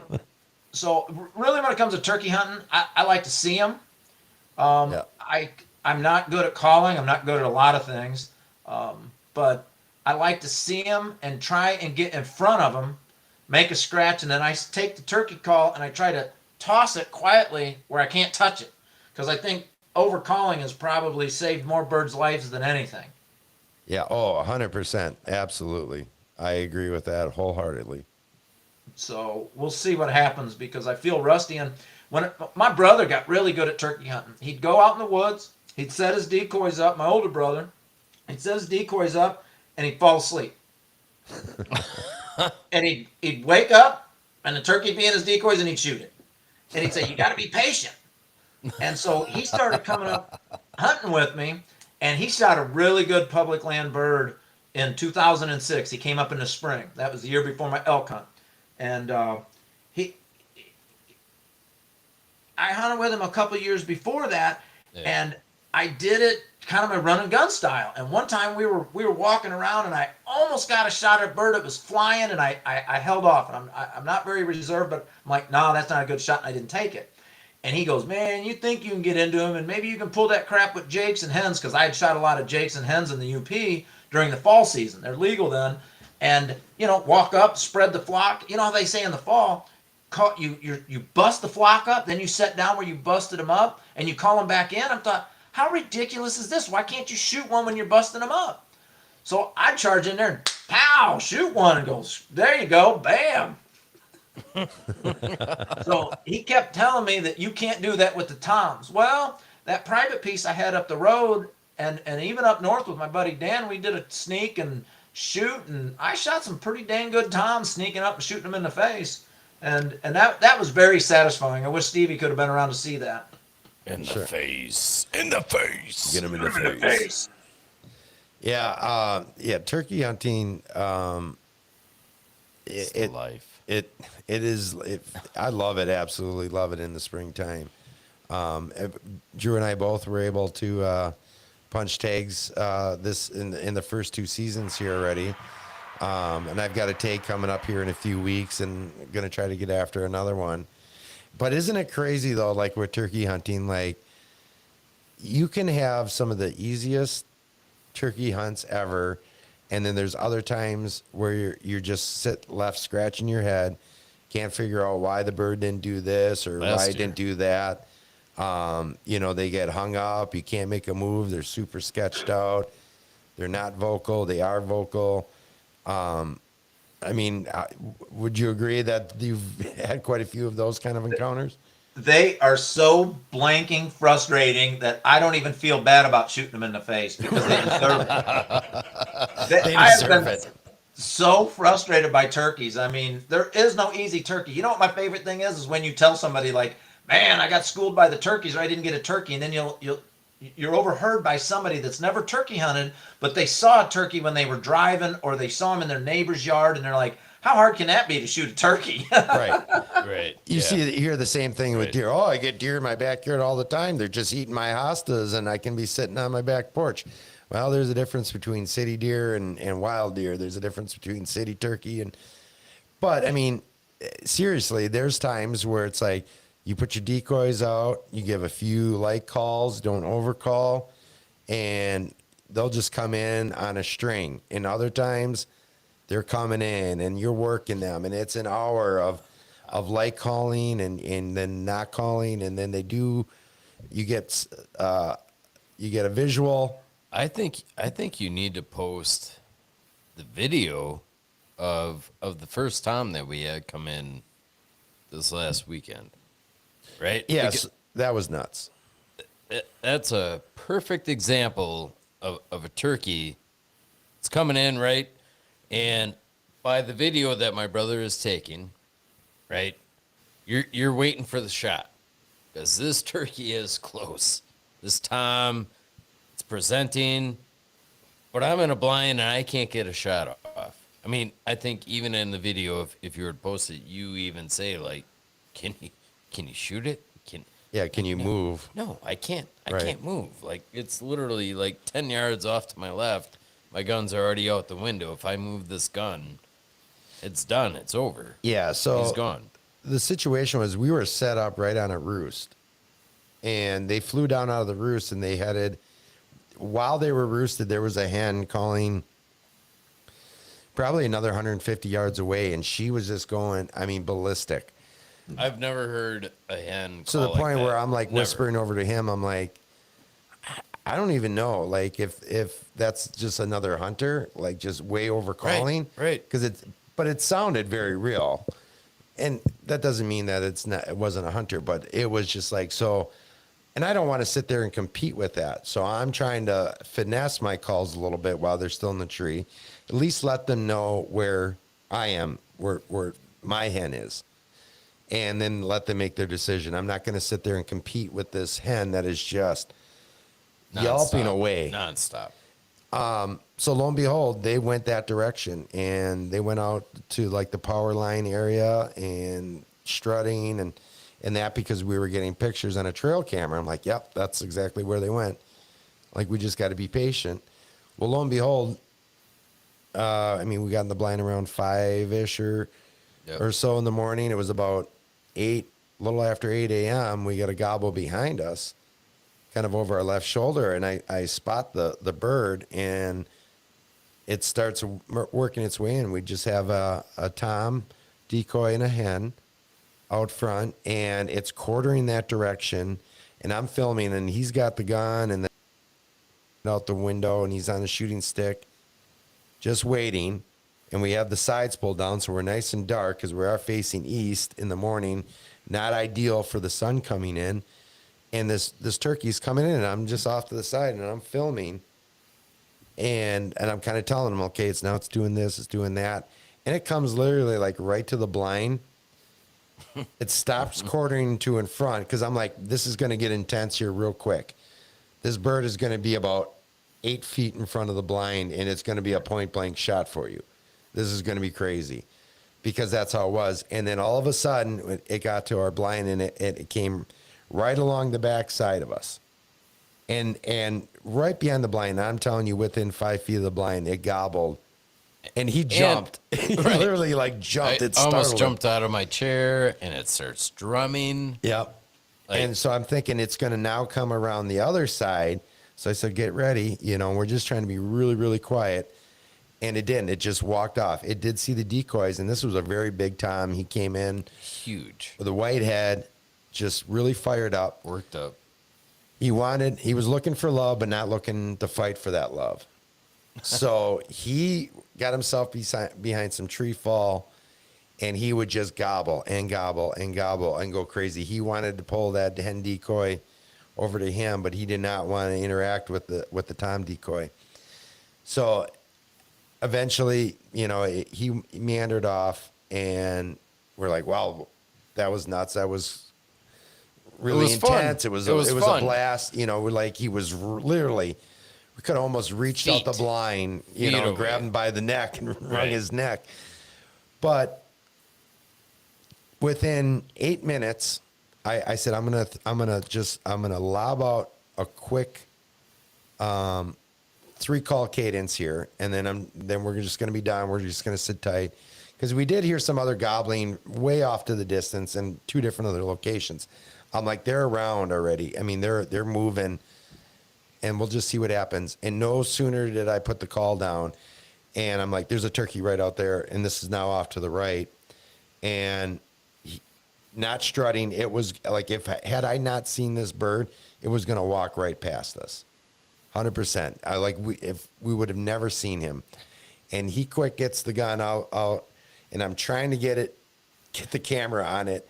And he literally had about like a 2-second window there. Right. And before I could even get the camera on it, bang, he's like, he's down. And I'm like, holy shit. What the hell just happened? I'm like, we just went on this massive roller coaster of like getting this other Tom to come in, working him in, and he's right outside. He's drumming, he's gobbling, he's getting us to jump out of our seat, and to him walk out of our lives. For like minutes later, another one come in a completely different direction, and boom, done deal. I mean, it was just like, it was a very awesome 20 minutes of turkey from hunting. the moment that you saw it the second time to when I dropped them was all of what, 15 seconds, 20 tops? Yeah, less than 30 seconds for sure. I mean, it went you so pulled the quick. gun up out of the window to get it out the side, and I just quick reached over your head and hit the power button on the Tacticam. Right. Like I had one shot, because I wasn't gonna like get you to stop. Like, I'm just gonna hit it. It was like one fell swoop. You know, if I would have 'Cause missed, he was moving pretty freaking quick. yeah. And you know, getting And all you said, change he's like, seats. all you said was, "It's a Tom." Bang. It was done. Right. It's a Tom. Yep. And he's gonna be hanging on that wall. Right. Absolutely. Maybe not that wall. Yeah, we'll find a spot wall. for him. But yeah, it was, and that's how it goes sometimes. And then last year we just were absolutely just having them hang up on us. And, you know, I mean, we called in those like 8 jakes. There was this group of 8 jakes that came in, and we're like, we're not going to shoot a jake. And thankfully we didn't, because honestly, we've got so many Toms around this year. God. It's ridiculous. And and honestly, I mean, your Tom wasn't the biggest. Pretty sure it was a last year Jake. It was a Jake he was last definitely year. a Jake last year for sure. You know, but he was a Tom this year, and Happier than hell with him though. absolutely. You know, I mean, there's nothing. I have no regrets taking that shot, especially given the scenario, right? Right. So a lot of times you have to take into consideration that entire hunt, right? Not just that moment.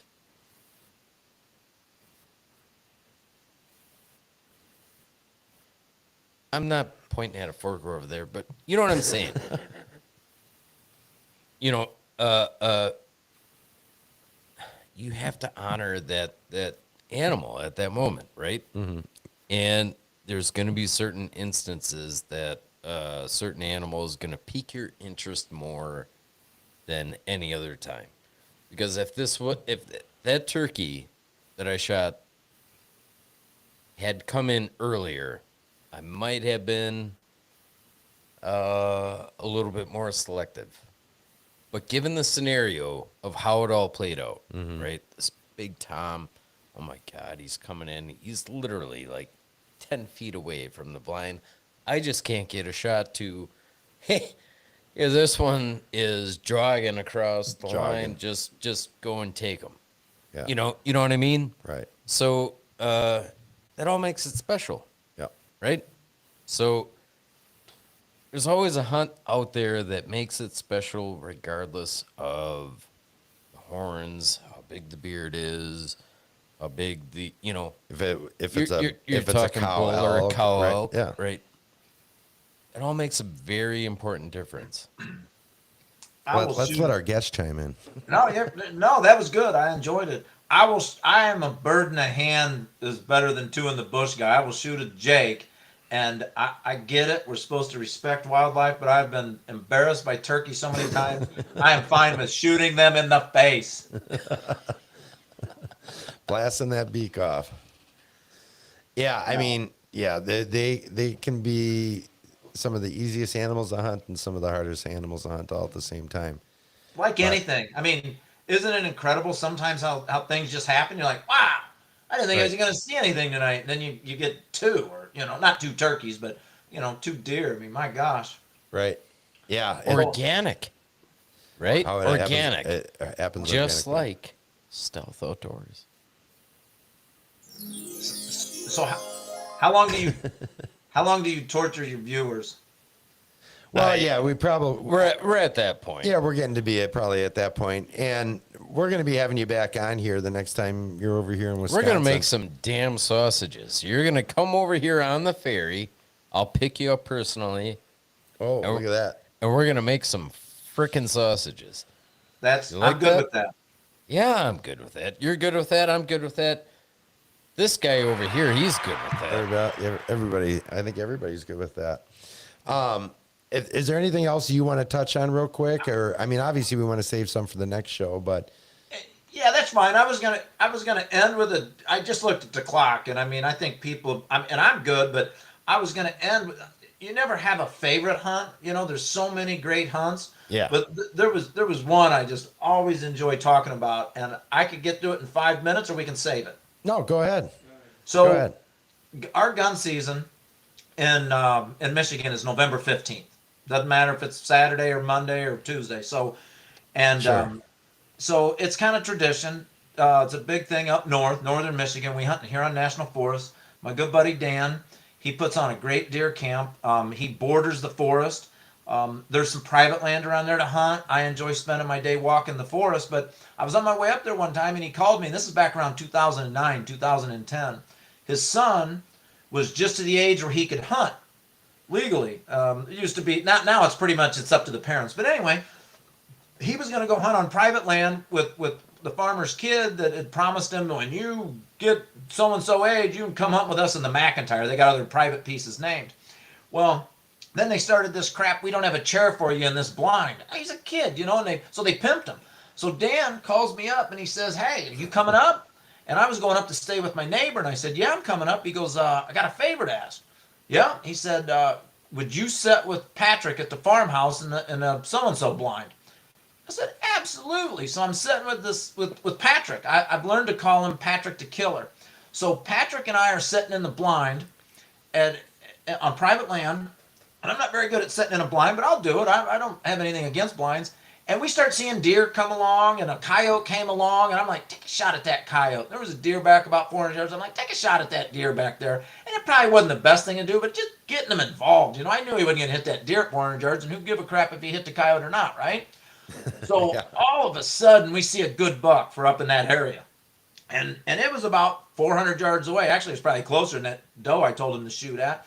And I said, Patrick, and this kid's 12 or 13, and he's not a kid anymore. He's 25 or 26. I'm going to go see him on Saturday. He's the one I'm going up in the thumb to hunt with. Okay. And so we're sitting there in the blind, and I said, why don't we give it 15 minutes? Because these deer, it was a buck and a doe, good buck for the area, and they just disappeared. I'm like, where the heck they go? So it was tall grass. It was a big field as soon as we got out of the blind, and there were some pines in front of us, and it was an open hay field and it was probably waist-high grass. Wind was blowing like mad in our face. I don't even know what direction we were facing, but we were walking into the wind. And I said, in 15 minutes, we're going to make a decision to sit here for the rest of the day, hope that buck comes in shooting distance, or we're going to go out and go after it. Yeah. And, okay, so 15 minutes went by, or whatever our criteria was, and we got out, me and the kid, and we started walking. I had a line where I last saw him and where the blind was, and we get out where we had no more cover. We're in waist-high grass, and I said, all right, this is it. Let's go. And we're just walking through a field, wind in our face, and we get up on them. 30 yards away, I see their eyeballs. And I said, Patrick, they're right there. And the buck and the doe are bedded down in this grass. And I said, I'm going to shoot that doe in her bed, and the buck's going to jump up. Get ready. And bang, bang. Two dead in the bed, walked up on him, shot him on opening day, and that landowner's kid, was so pissed. He kicked us off that farm 2 years later. He goes, "You do not get out of the blind on opening day." And that was the most satisfaction I ever had. I mean, we walked up, those deer thought we were going to walk past them. Right. I mean, how many people walk by deer? And we Right. walked up, and that year, this was it. Hang on. Is that reflecting? A little bit. Bring it up just a little bit. There, Oh, there you go. yeah, There you go. All right. Yeah. There's I'm trying to hold that where it can be. No, Nice you're good. spot. The very next year we did something similar, only I shot the buck and he shot the doe, and we have a great time. We've been hunting together ever since. Gosh, I don't know. It's been 10, 15 years up there, and Sure. I call him Patrick the Killer. The kid has pulled off some fantastic shots. Very cool. That's awesome. Very cool. So, and you still able to hunt that property or no? No, we don't get to hunt that. Oh shit. My buddy Dan had a falling out with that guy. They're kind of neighbors up there, and they were longtime friends. And we'll just leave it there. We'll just say we got some deer Sure. camp drama, but we don't hunt that piece, and that's fine. There's 5,000 acres of forest right there next to his place, and there's more forest and state land around there. And he's got 40 acres, and we have a great time. All right. Right. Right on. That's cool. That's very awesome. Well, before we wrap up here, let's see what the card is. The Pabst card. Are we ready? Do we have some people that guessed? We have a few. Yep. I don't. It'll be a miracle if anybody picks it though. What do we got there? The 5 of hearts. 5 of hearts. 5 of hearts. You were the closest. What'd you have? 7 of clubs. 7 of clubs. Oh shit, we got a winner. We had the Queen of Hearts. We had the 9 of Spades, the Ace of Spades. But all right, well, close but no cigar. So we kept 4 people this long. Right to the very end here. So, well, anyways, we're looking forward to having you come to the studio and getting together, and whether we make sausage or just talk about sausage or eat some sausage. We're making some freaking sausage. We'll see. That's what we're gonna do. Don't Either tell which Luke way. we're having a sausage party. Not the name of my sex tape. That's debatable. Anyways, I feel like our show has always end on something weird like that, but Uncle Lou, always a good time. Thank Yeah. you so much for having us. What you got there? What the hell is that's that? the Pabst.